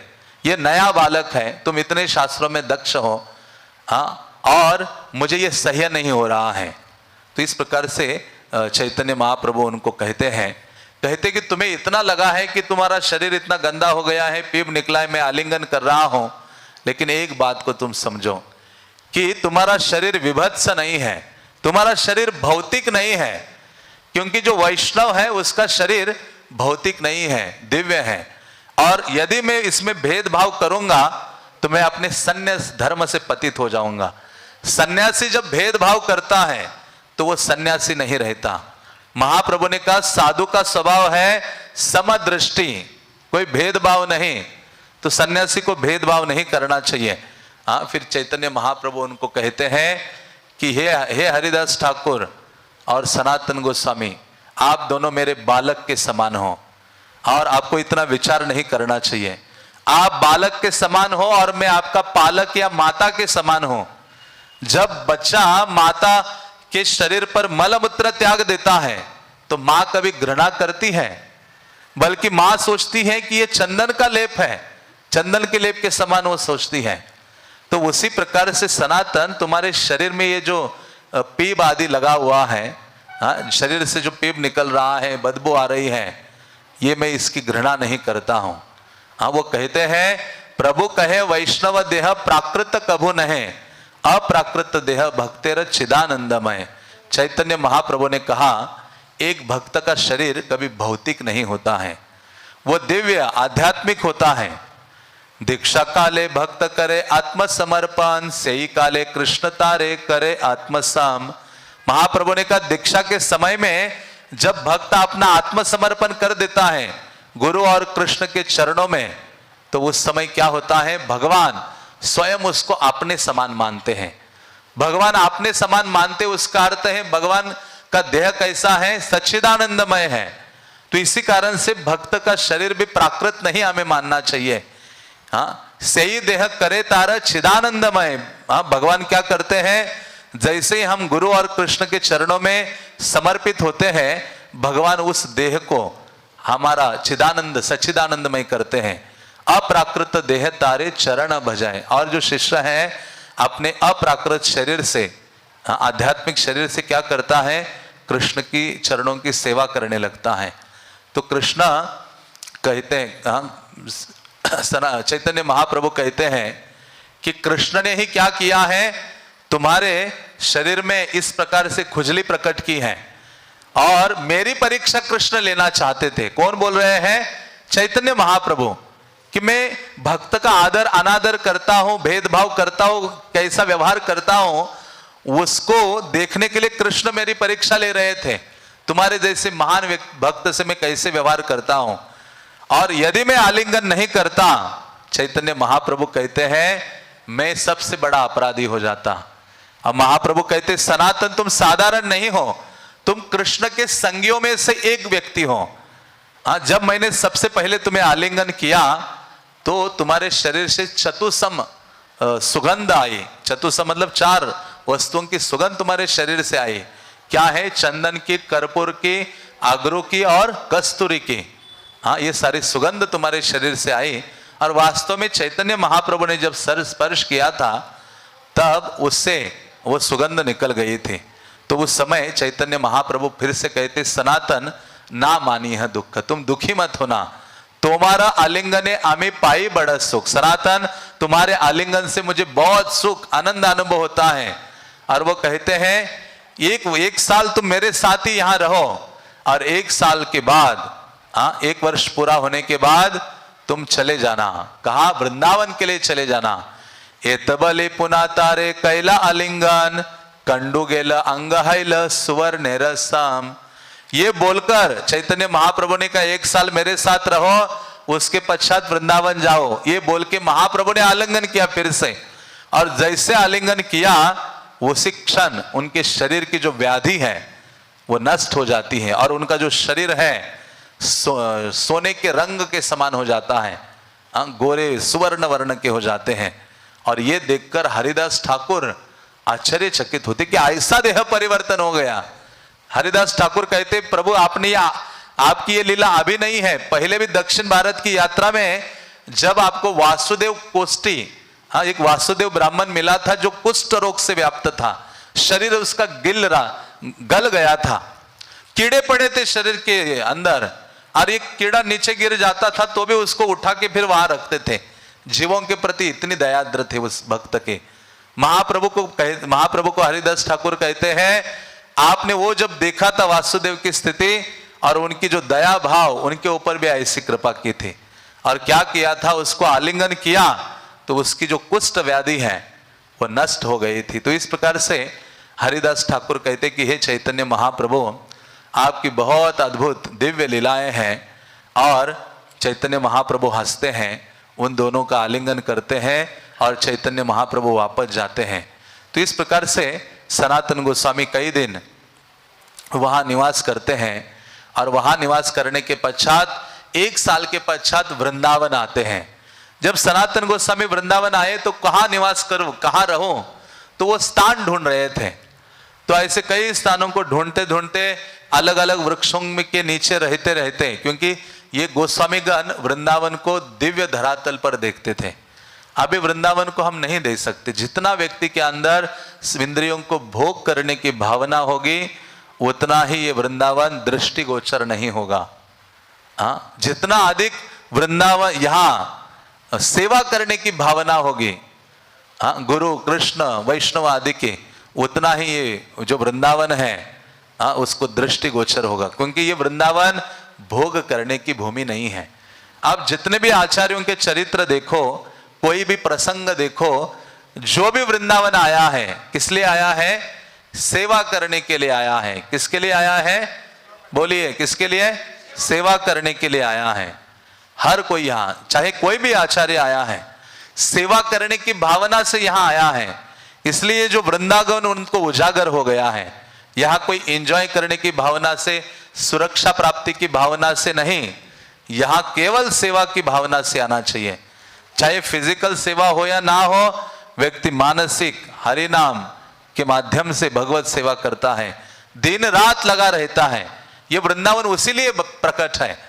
तो ऐसे सनातन गोस्वामी आए तो दिन रात राधा कृष्ण को पुकारते थे, भ्रमण करते थे, क्या, और अलग अलग वृक्षों के नीचे रहते थे। तो ये जो वृक्ष है वो देखते थे कल्प वृक्ष है, हमें तो साधारण वृक्ष लगते हैं, वो कल्प वृक्ष के नीचे निवास कर रहे थे। ये जो भूमि है सनातन गोस्वामी हर क्षण चिंतामणि पारस पत्थर की भूमि के रूप में देखते थे। हाँ, एक वर्णन ये भी आता है कि जब अकबर आता है, कई बार ये वो कहते कि स्वामी हरिदास से मिले थे, और दूसरा वर्णन ये भी आता है कि सनातन गोस्वामी के पास भी आए थे, तो उन्होंने कहा कि मैं क्या सेवा करूं आपकी। सनातन गोस्वामी ने कहा कोई यहाँ सेवा मेरी तो कोई सेवा नहीं है, लेकिन केशी घाट के पास जो सीढ़ियां हैं, हाँ, वहां जो थोड़ा एक पत्थर टूट गया है, जाकर वो उसको ना थोड़ा रिपेयर कर दीजिए, बस यही सेवा कीजिए। वो राजा जाता है और देखता है तो अद्भुत, गोस्वामी की कृपा से ब्रज को देखने का वो चक्षु प्राप्त हो गए थे। जैसे अर्जुन भी भगवान का विश्वरूप देखने के लिए योग्यता नहीं थी ना, तो भगवान ने कहा ददा में दिव्यम ते चक्षु, मैं आपको दिव्य चक्षु प्रदान करता हूं तो आप मेरे विश्वरूप को देख सकते हो। तो जब अर्जुन देख पाया तो उसी प्रकार से वैष्णव की कृपा से वृंदावन को देखने की योग्यता प्राप्त होती है। गुरु की कृपा से वृंदावन को हम देख पाते हैं, समझ पाते हैं। तो सनातन गोस्वामी ने उनके ऊपर कृपा गई, वो गए देखने, और थोड़ा सा टुकड़ा हाँ पड़ा था वहां। उन्होंने कहा मेरा पूरा साम्राज्य लगा दूंगा, जितने खजाना है हीरे मोती जवाहरात आदि सब लगाऊंगा, तो भी इतना सा उसका अंश रिपेयर नहीं कर पाऊंगा। ये दिव्यता है। तो ये जो आचार्य गण है वृंदावन को इस प्रकार से देखते हैं और वृंदावन में विचरण करते हैं उस भावना से, राधा कृष्ण की लीलाओं में डूबे रहते हैं। हाँ, हे राधे व्रज देवी के ललिते, हे नंद सुनो कुतहा। हाँ, हे राधा रानी, हे कृष्ण आप कहाँ हैं? गोवर्धन के निकट है, हाँ, वृक्षों के निकट तल में है। तो इस प्रकार से सदैव व्याकुल रहते थे, क्योंकि वृंदावन क्या है, यहाँ विरह व्याकुल होना चाहिए कृष्ण प्राप्ति के लिए, इसलिए ब्रजधाम है। यहाँ आता है व्यक्ति तो उसके हृदय में स्वाभाविक व्याकुलता जागृत होती है, बस उसका पोषण करते रहे, उस व्याकुलता को बढ़ाने के लिए श्रवण करते रहे, ग्रंथों का अध्ययन करते रहे, सुनते रहे, हाँ, सेवा करते रहे, हरि नाम का जप करते रहे। इसलिए महाप्रभु वो व्याकुलता प्रकट करते हैं शिक्षाष्टकम में, इतना सारा अद्भुत है। तो इस प्रकार से ये जो वृंदावन है सेवा के लिए है, और महाप्रभु ने जिसको भी भेजा है, यहाँ किसके लिए भेजा, अब रूप गोस्वामी, लोकनाथ गोस्वामी, सुबुद्धि राय, हाँ, गोपाल भट्ट गोस्वामी, रघुनाथ दास गोस्वामी, जिसको भी महाप्रभु मिले, महाप्रभु ने जिन जिन को भेजा सबको सेवा के लिए भेजा है। और सेवा के लिए यह स्थल है, प्रभुपाद जी रहे सेवा करने के लिए, अपने आध्यात्मिक गुरु की सेवा के लिए, और वृंदावन को बाहर ले गए। तो इसी प्रकार से सनातन गोस्वामी यहाँ आते हैं, निवास करते हैं, और जो हम मदन मोहन का मंदिर दर्शन करते हैं, उस स्थान को सनातन गोस्वामी चूज करते हैं, वहां आकर वो निवास करते हैं। उसको द्वादश आदित्य टीला कहा जाता है, क्योंकि यहाँ कालिया दह में भगवान ने कालिया सर्प को बहुत दंडित किया। जल में भगवान थे तो बाहर निकले, बहुत ठंड लगी शरीर, तो भगवान वो जो ऊंचा स्थान था वहां उधर जाके जो थोड़ा सा टीला है उस पे भगवान कृष्ण जाकर लेटे थे ऐसे। और एक सूर्य से उनकी गर्मी उनको शरीर को नहीं लग रही थी, तो राधा रानी सखियों के समेत यहाँ से गुजर रहे थे, जा रही थी, उन्होंने देखा कृष्ण बहुत ठंडा अनुभव कर रहे हैं, तो ये सूर्य को उन्होंने आह्वान किया कि आप एक क्या और प्रकाशित हो जाइए। तो 12 सूर्य आए भगवान को अपनी गर्मी देने के लिए, ताप देने के लिए, और फिर इतना ताप प्राप्त हुआ कि भगवान के दिव्य देह से पसीना निकलता है और नीचे बहने लगता है। तो वहाँ जो स्थल है मदन मोहन मंदिर के नीचे वाला, जहाँ से हम ऊपर जाते हैं, उसको प्रस्कंदन घाट कहा जाता है। प्रस्कंदन मतलब जहाँ से भगवान का पसीना बहने लगता है। तो इस प्रकार से वो स्थान सनातन गोस्वामी ने ढूंढा और वहां बैठकर भजन करने लगे। निरंतर वहां हरि नाम लेते थे वृक्ष के नीचे, और उनका नियम उन्होंने बनाया, यहां से चलकर गोवर्धन जाएंगे, गोवर्धन जाकर गोवर्धन की परिक्रमा करेंगे, और उनके पास कुछ खाने के लिए नहीं था, याचना करते। वहां से वो मथुरा जाते थे, मथुरा में ब्राह्मण के घर में मधुकरी मांगते थे, फिर वापस यहाँ रहते थे। प्रतिदिन ये उनकी सेवा थी, और इस प्रकार से वो लगे रहे, और इस प्रकार से वो कर रहे थे। तो हम जानते हैं कि ऐसा करते करते जब वो मथुरा में जाते हैं, मथुरा में जब जाते हैं तो मथुरा के जो ब्राह्मण थे चौबे, उनके वहां वो देखते हैं मदन गोपाल के जो विग्रह हैं। मदन गोपाल के विग्रह को जब उन्होंने देखा तो इतने आकर्षित हो गए भगवान के प्रति, उनकी सेवा करने की भावना उनके हृदय में जागृत हो गई और उन्होंने निवेदन किया वहां, बल्कि सोचा, ये इच्छा उनके हृदय में थी, लेकिन वो वैसे ही वापस आए और उसी क्षण वहां जो दामोदर चौबे थे जो वहां मथुरा में निवास कर रहे थे, उनके पास ये मदन मोहन के विग्रह थे और उनकी पत्नी थी श्री वल्लभा। दामोदर चौबे तार पत्नी श्री वल्लभा, भक्ति भावे करे मदन गोपाल रस सेवा। हाँ, तो ये दोनों पति पत्नी सेवा करते थे मदन गोपाल की। बल्कि ये मदन गोपाल बहुत पुरातन विग्रह हैं। कितने पुरातन हैं? शास्त्र कहते हैं कि इनकी सबसे पहली सेवा सत्ययुग में अम्बरीश महाराज ने की थी और अम्बरीश महाराज को इंद्र से प्राप्त हुए थे। इंद्र ने उनकी सेवा की थी। इंद्र को जब पराजित किया तो फिर रावण ने उनकी सेवा की थी। रावण उनको ले गया था और रावण ले जाने के बाद जब भगवान राम ने रावण का संहार किया तो वहां ये मदन गोपाल को लेकर भगवान राम आए थे अयोध्या और अयोध्या में उनकी सेवा हुई थी। फिर जब मथुरा तो उन दिनों थी नहीं, तो यहाँ लवणासुर था। उस आसुर ने बहुत प्रकोप किया था, उसको दंडित करने के लिए, उसको वध करने के लिए शत्रुघ्न भगवान के भ्राता यहाँ आए थे और यहाँ आकर उन्होंने इनको लवणासुर को मारा और अपने साथ मदन गोपाल को लेके आए थे शत्रुघ्न, और यहाँ फिर उनकी सेवा करने लगे और मथुरा में फिर वो विग्रह रहे। आगे चलकर मथुरा का निर्माण किया था शत्रुघ्न ने। आगे चलकर जो कुब्जा थे उनको ये विग्रह प्राप्त होते हैं। ऐसे कहा जाता है विग्रह प्राप्त होते हैं या उनके लिए भगवान स्वयं प्रकट हो जाते हैं। दूसरा ये वर्णन आता है मदन गोपाल के बारे में कि जब कुब्जा के पास भगवान कृष्ण गए, कुब्जा ने कहा कि प्रभु अपना मेरा घर छोड़कर मत जाइए। भगवान कहते आंखें बंद करो। जैसे आंखें बंद की, आपन द्वितीय मूर्ति प्रतिमार छले, कुब्जा घरे राखी गेला मदन गोपाले। भगवान ने अपना ही स्वरूप प्रकट किया विग्रह के रूप में और कुब्जा उनकी सेवा करती रहे मथुरा में।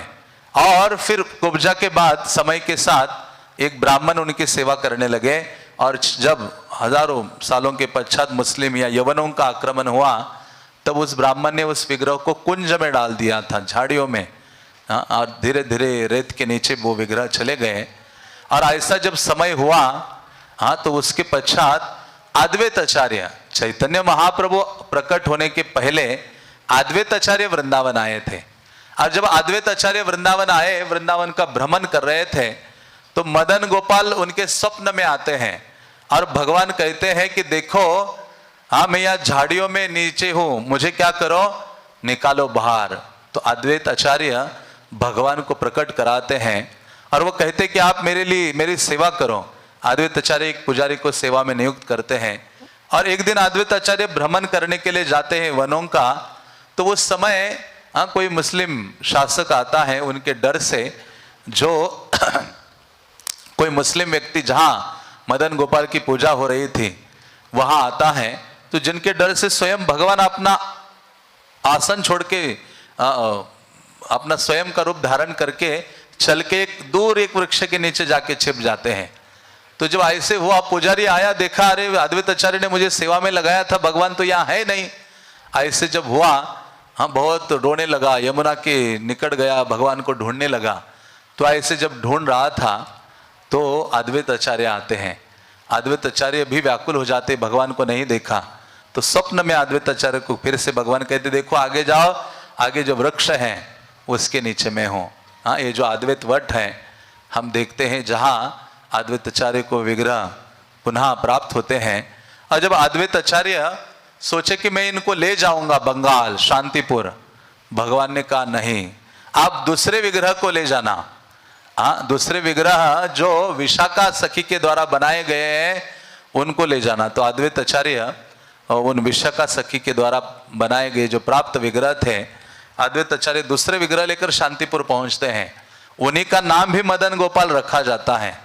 तो इस प्रकार से अद्वैत आचार्य जो को ये विग्रह जो प्राप्त हुए थे मदन गोपाल, अद्वैत आचार्य देते किसको?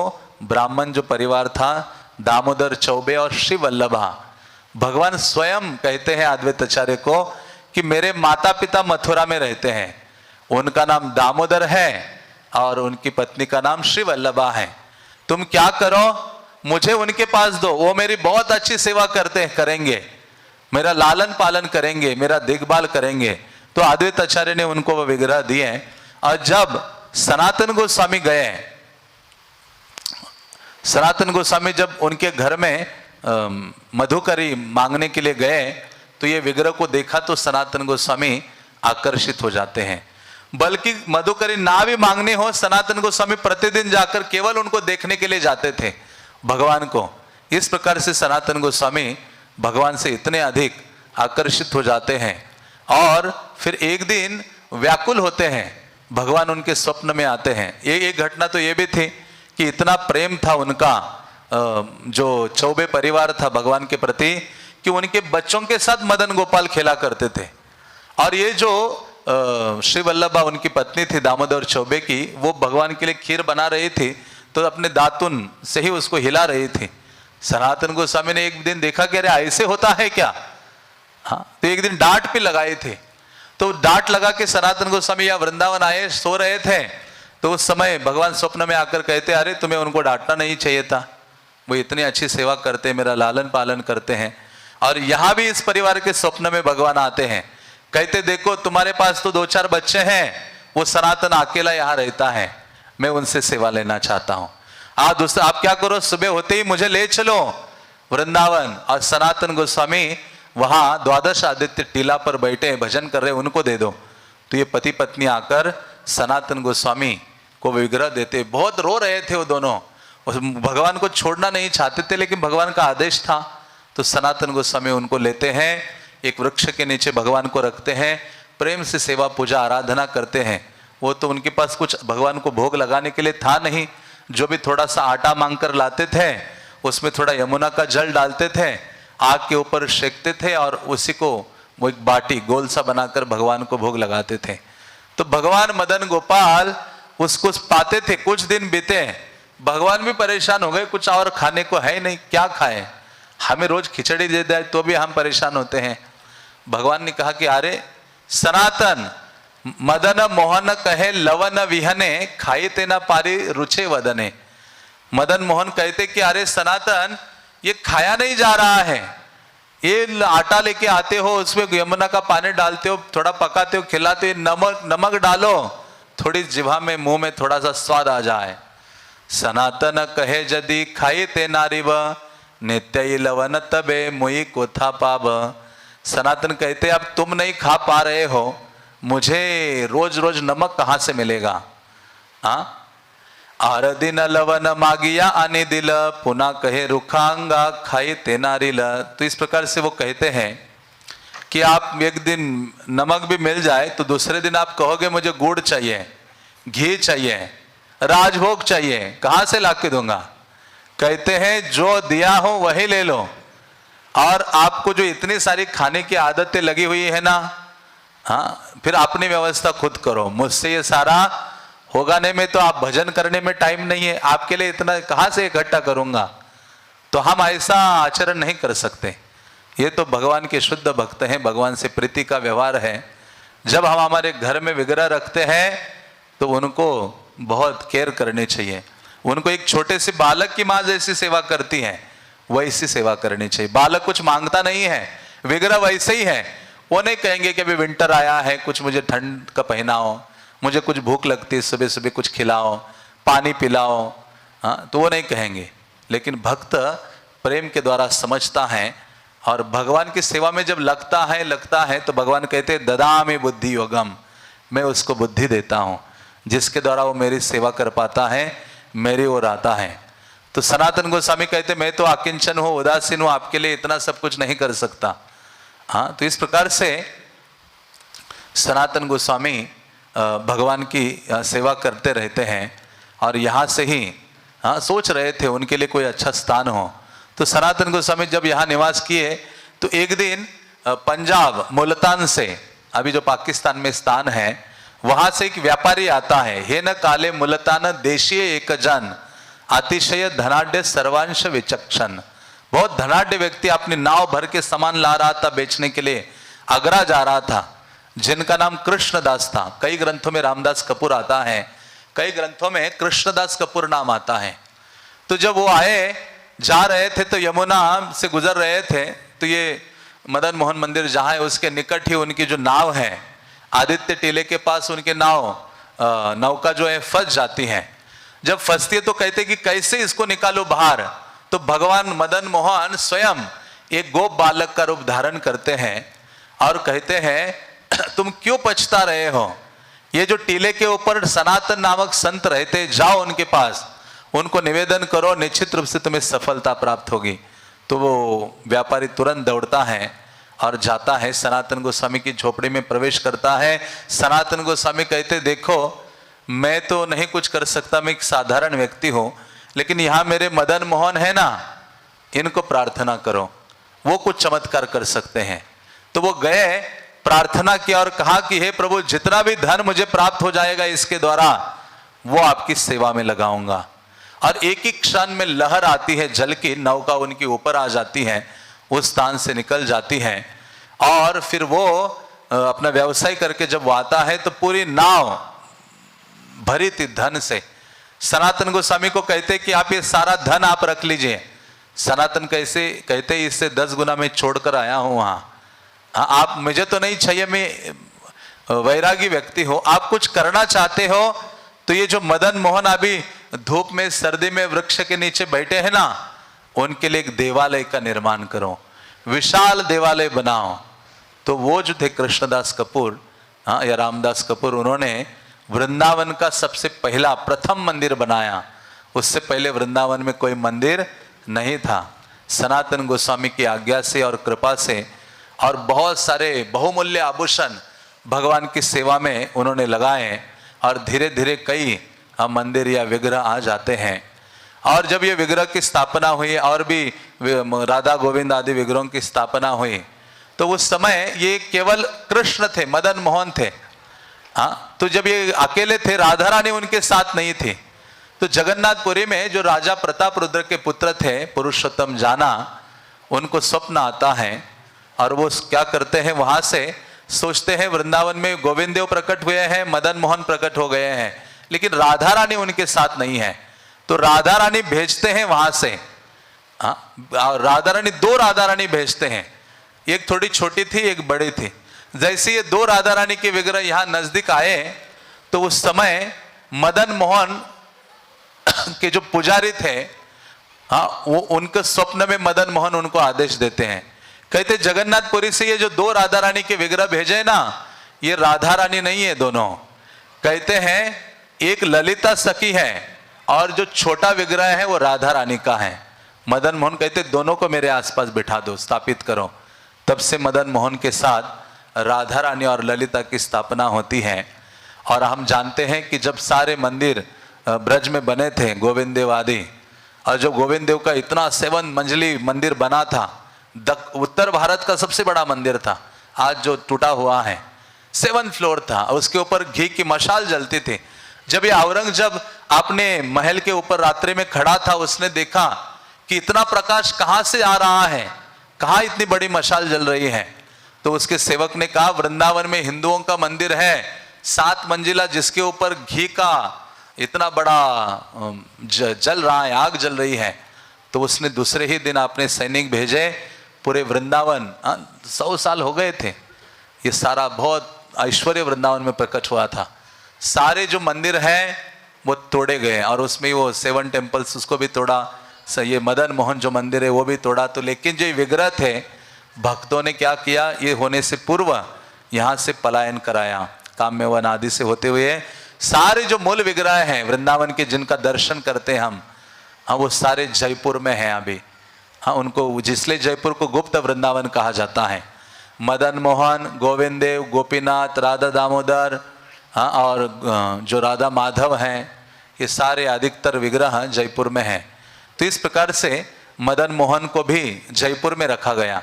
तो वहाँ के जो राजा थे उनके पास ये 3 विग्रह गए जो गौड़िया वैष्णव के प्राण हैं, मदन मोहन, गोविंद देव और गोपीनाथ। तो जो राजा थे ना, उन्होंने अपने घर के अंदर, जहां राजा अपने निजी महल में रहता था, अपनी पुत्री और पत्नी आदि के साथ, वहां मदन मोहन को रखा। राजा स्वयं मदन मोहन की सेवा करता था उनकी बेटी के साथ।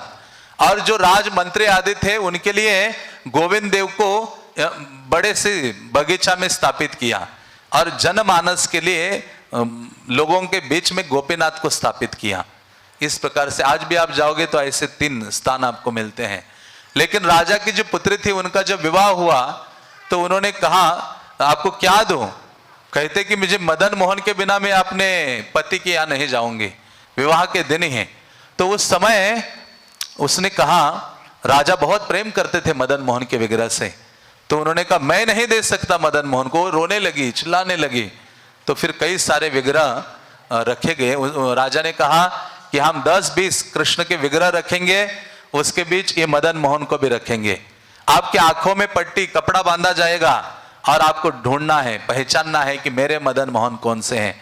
तो ये रात भर रोती रही, भगवत प्रार्थना करने लगी, भगवान को व्याकुल हो गई कि हे प्रभु, आप मेरे प्राणनाथ हैं, आपके बिना मैं नहीं जीवित रह सकती।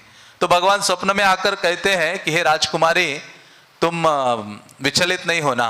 जब तुम्हारे आंखों में कपड़ा बांधा जाएगा और तुम अलग अलग मेरे 10-20 विग्रहों का स्पर्श करोगे, और जब मेरे निकट आओगे ना, जो मेरे बांसुरी के हाथ होंगे, मैं अपनी उंगली ऐसे ऊपर करूंगा, तुम पहचान जाना। और वैसे ही हुआ, राजकुमारी पहचान जाती है और वो करौली ले जाती हैं। करौली उनका जो ससुराल था, पति के घर, वो कृष्ण को ले जाती है।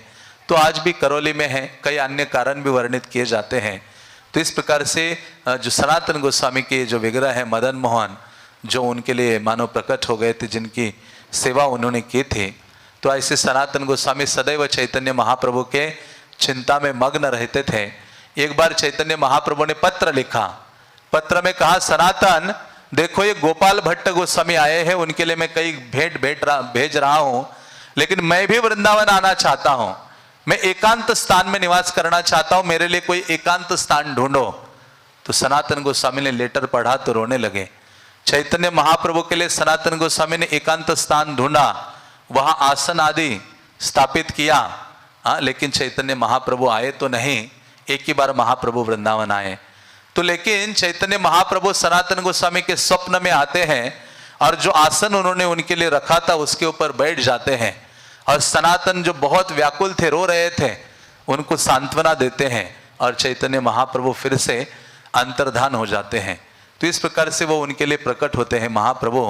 और सनातन गोस्वामी मदन मोहन से इतने प्रेम रखते थे, बल्कि एक दिन सनातन गोस्वामी ऐसे भ्रमण कर रहे थे यमुना के तट पर, देखा ये जो मदन मोहन है कई सारे बच्चों के साथ खेल रहे हैं, मस्ती कर रहे हैं, कबड्डी खेल रहे, जो बच्चे खेल रहे हैं। सनातन गोस्वामी जाते हुए देखा इतने बच्चे हैं, ये एक बच्चा कुछ अलग सा है। कहते ये साधारण बच्चा नहीं है। सनातन गोस्वामी उनके पीछे चलते हैं तो वो बच्चा दौड़ते दौड़ते मंदिर में घुसता है, और ये जब मंदिर में जाते तो वहां मदन मोहन के अलावा कोई अन्य नजर नहीं आता। तो भगवान मदन मोहन सदैव उनको इस प्रकार से दर्शन दिया करते थे। तो मदन मोहन विग्रह बहुत विशेष है। श्रील प्रभुपाद कहा करते थे, संसार का सारे जगत काम से आकर्षित है, मदन से आकर्षित है, लेकिन भगवान जो कृष्ण है उन्होंने कामदेव को भी आकर्षित किया, इसलिए उनको मदन मोहन कहा गया। प्रभुपाद आगे कहते, लेकिन हमारी श्रीमती राधा रानी है, उनको क्या बोला जाता है? मदन मोहन मोहिनी, जो भगवान कृष्ण को भी आकर्षित करती हैं। तो इस प्रकार से सनातन गोस्वामी ने उनकी सेवा स्थापित की थी। कुछ 6-7 भक्तों को उन्होंने दीक्षा दी, जो कृष्णदास ब्रह्मचारी थे जिनको दीक्षा दी, और उनको मदन मोहन की सेवा में नियुक्त किया। सनातन गोस्वामी ने इतना बड़ा मंदिर बनाया, लेकिन रहते कहाँ थे? वृक्ष के नीचे या छोटी सी कुटिया में। तो ऐसे सनातन गोस्वामी विशेष आचार्य हैं। और चैतन्य महाप्रभु जब जगन्नाथपुरी में थे तो जगदानंद पंडित एक भक्त थे, उन्होंने कहा मुझे वृंदावन जाना है, वृंदावन जाना है। चैतन्य महाप्रभु परमिशन ही नहीं दे रहे थे, कहते वृंदावन में जब आपकी मनोवृत्ति ठीक होना तभी वृंदावन जाना चाहिए। विषय छाड़िया कबे शुद्ध हबे मान, कबे आम हेरिबो श्री वृंदावन। कहते विषयों में, मन में यदि विषय भोग इच्छाएं हैं तो वृंदावन नहीं जाना चाहिए। नरोत्तम दास ठाकुर कहते हैं कब मेरा मन विषय वासनाओं से दूर हो जाएगा तब मैं वृंदावन में जा पाऊंगा, प्रवेश कर पाऊंगा। हाँ, तो जब महाप्रभु जगदानंदन पंडित को बिल्कुल परमिशन नहीं दे रहे थे, वो रामानंद राय के पास जाते, स्वरूप दामोदर के पास जाते, जब वो निवेदन करते महाप्रभु को, तब वो कहते ठीक है अभी तुम जाओ, लेकिन थोड़े दिन के लिए जाओ, लेकिन एक क्षण भी अकेले नहीं रहना वृंदावन में, सदैव सनातन गोस्वामी के संग में रहना। और वहां जाओगे तो क्या करना, सनातन गोस्वामी के संग में रहना, भक्तों को प्रणाम करते रहना और ब्रजवासियों से स्वतंत्र आचरण नहीं करना, स्वच्छंद आचरण नहीं करना। वहां के जो ब्रजवासी निवासी हैं उनको सदैव सम्मान देने की भावना रखना और गोवर्धन के ऊपर मत चढ़ना, क्योंकि गोवर्धन साक्षात कृष्ण है। हाँ, इस प्रकार से उन्होंने कहा। और सनातन गोस्वामी को बोलना कि मैं एक बार वृंदावन आऊंगा, मेरे लिए कुछ जगह ढूंढ के रखो। तो ऐसा चैतन्य महाप्रभु ने कहा था। और सनातन गोस्वामी के पास जगदानंद पंडित आते हैं तो सनातन गोस्वामी पूरा उनका ध्यान रखते हैं, सब आवश्यकताएं उनकी पूर्ति करते हैं, जो भी उनको चाहिए।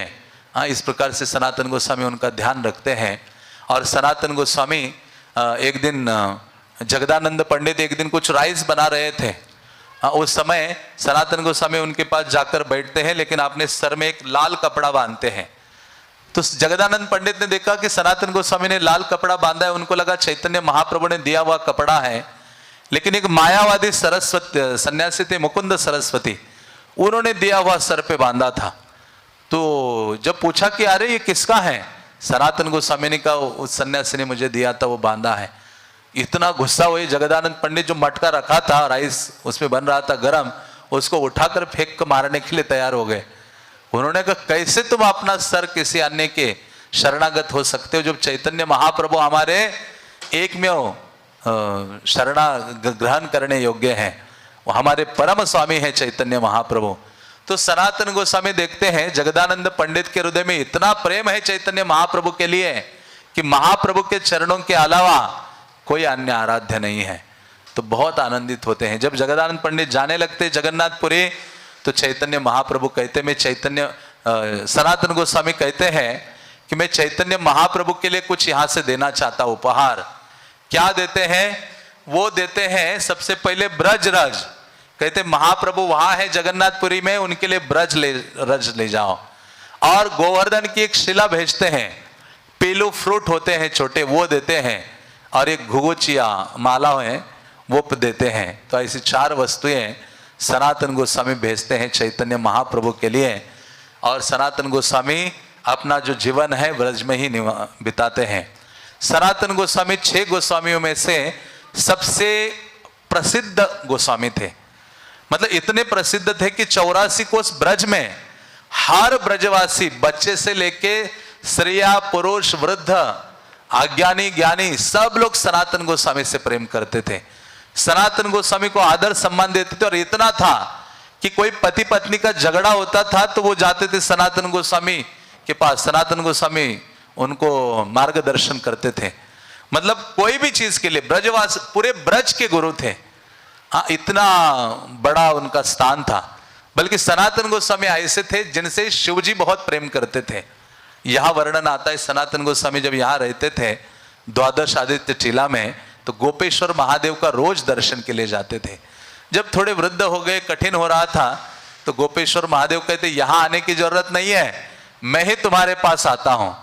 तो शिवजी बिल्कुल बनखंडी महादेव, महादेव जो है उस बनखंडी महादेव के रूप में वहां आकर विराजते हैं।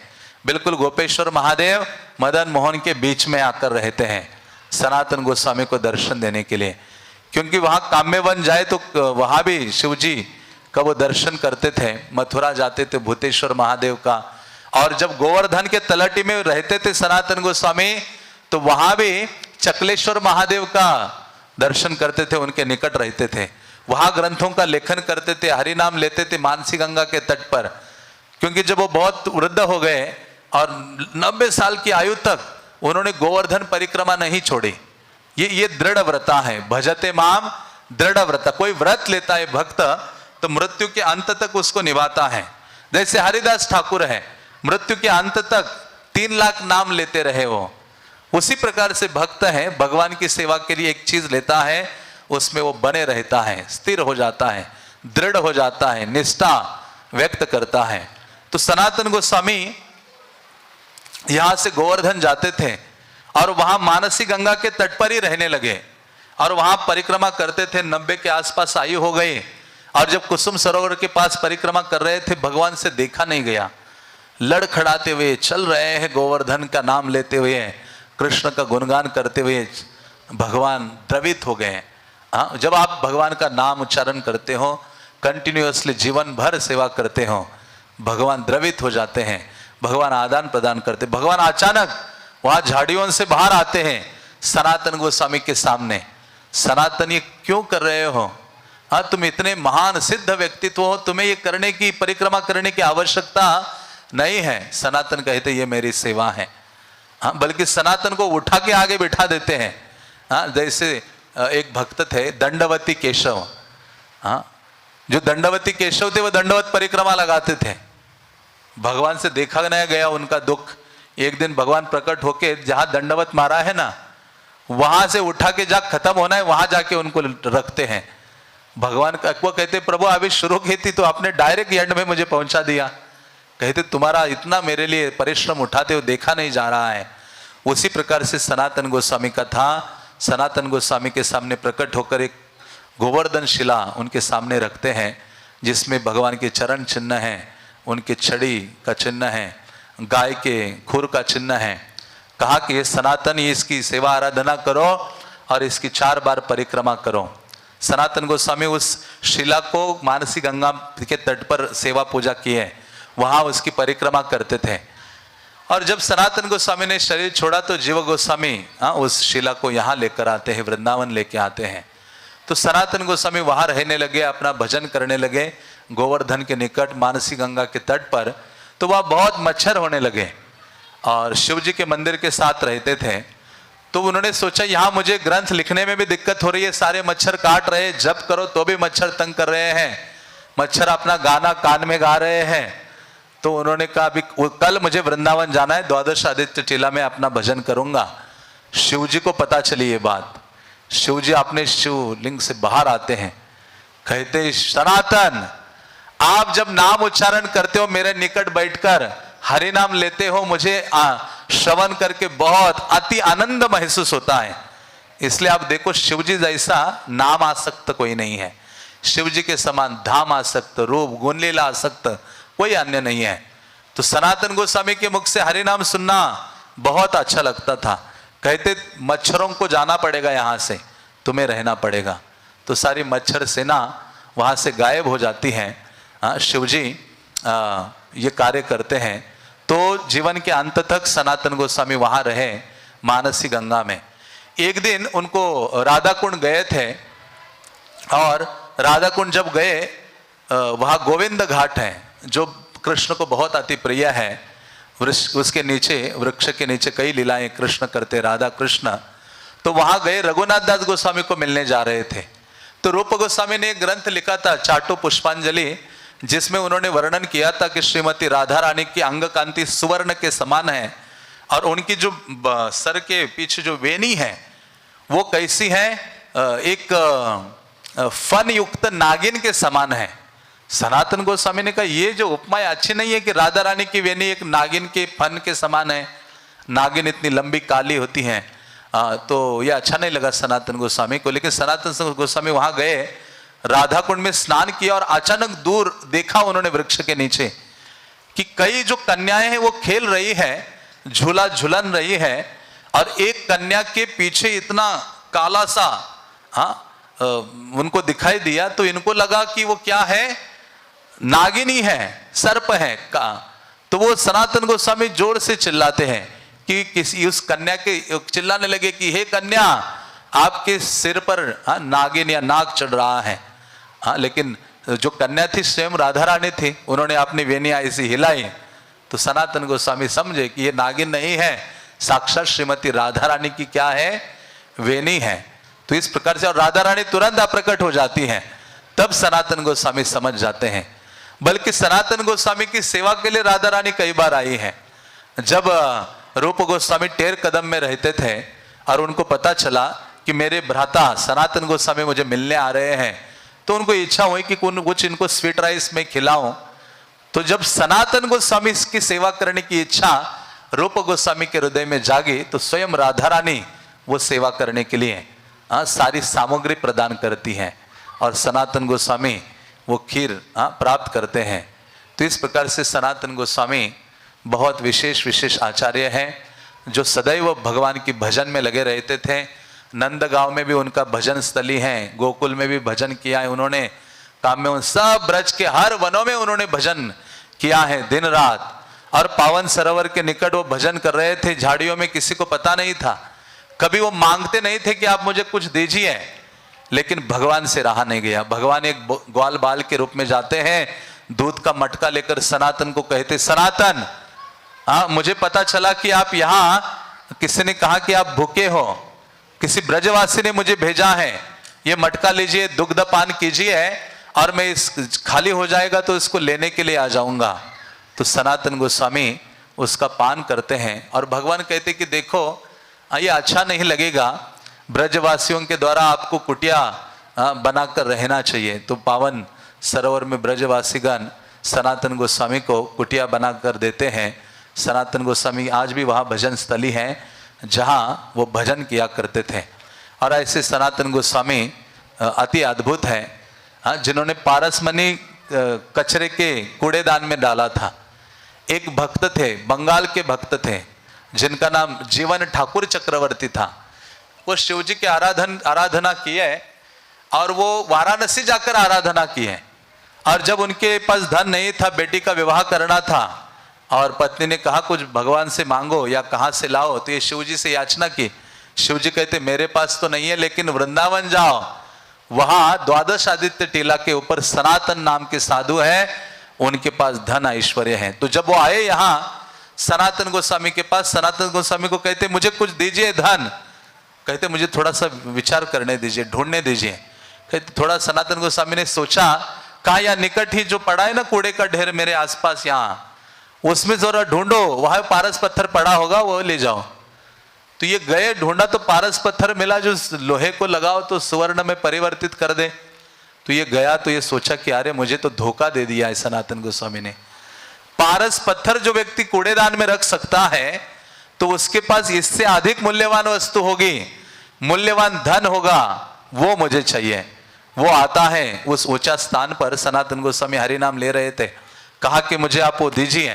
कहते जो ये पारस पत्थर हाथ में लेके घूम रहे हो ना, ये यमुना है ना सामने, वहां फेंक दो, इससे मूल्यवान वस्तु मैं दूंगा। और जैसे उन्होंने कहा मूल्यवान वस्तु दूंगा, उन्होंने फेंक दिया। और सनातन गोस्वामी उनको क्या देते हैं मूल्यवान वस्तु? भगवान का पवित्र नाम, हरे कृष्णा कृष्णा कृष्णा हरे हरे, हरे राम राम राम हरे हरे। तो इस प्रकार से सनातन गोस्वामी के आदि अद्भुत विस्तृत चरित्र है और कई सारी शिक्षाएं हैं। श्रील प्रभुपाद ने चैतन्य चरितामृत में वर्णित की हैं। हमें पढ़ते रहना चाहिए और इनसे इंस्पिरेशन लेना चाहिए। तो ऐसे सनातन गोस्वामी ने कई ग्रंथ दिए। वैष्णव तोषणी की टीका भागवत पर लिखी है, हरि भक्ति विलास उनका बहुत प्रसिद्ध है, और बृहद भागवतामृत तो अति प्रसिद्ध है। प्रभुपाद ने इच्छा व्यक्त की थी, मेरी इच्छा है आगे चलकर मैं बृहद भागवतामृत का अनुवाद करना चाहता हूं, जो सनातन गोस्वामी के द्वारा लिखित है। फिर दशम टिप्पणी लिखी, दशम स्कंद के ऊपर लीलास्तव लिखा। तो ये अद्भुत अद्भुत ग्रंथ उन्होंने दिए हैं सनातन गोस्वामी ने। तो ऐसे सनातन गोस्वामी के बारे में हमने चर्चा करने का प्रयास किया अपनी शुद्धि के लिए, क्योंकि आचार्यों का गुणगान करने से हमारी सबसे अधिक शुद्धि होती है। हाँ, तो ऐसे सनातन गोस्वामी के बारे में एक श्लोक कृष्णदास कविराज ने लिखा है। वो कहते हैं, यही तो कहिलु सनातने प्रभुर प्रसाद, जहार श्रवणे चित्तेर खंडे अवसाद। कृष्णदास कविराज कहते हैं कि मैंने सनातन गोस्वामी को किस प्रकार से चैतन्य महाप्रभु की कृपा आदि प्राप्त हो गई, इस सब का मैंने उल्लेख वर्णन किया है। जहार श्रवणे चित्तेर खंडे अवसाद, इसको ये जो भी व्यक्ति सुनता है तो क्या होगा, उसके चित्त में, मन में जितने विषाद हैं वो सारे नष्ट हो जाएगा, विषाद नष्ट हो जाएगा या लुप्त हो जाएगा। और उससे पहले हमने सुना था, जो सनातन गोस्वामी के बारे में सुनेगा या स्मरण करेगा, कृष्ण भक्ति लभ्य है, उसे कृष्ण की भक्ति प्राप्त होगी। तो इस प्रकार से सनातन गोस्वामी का जो चरित्र है हमने वर्णन करने का प्रयास किया गुरु और गौरांग की प्रसन्नता के लिए। तो हम यहाँ विराम देते हैं। हरे कृष्णा कृष्णा कृष्णा हरे हरे, हरे राम राम राम हरे हरे।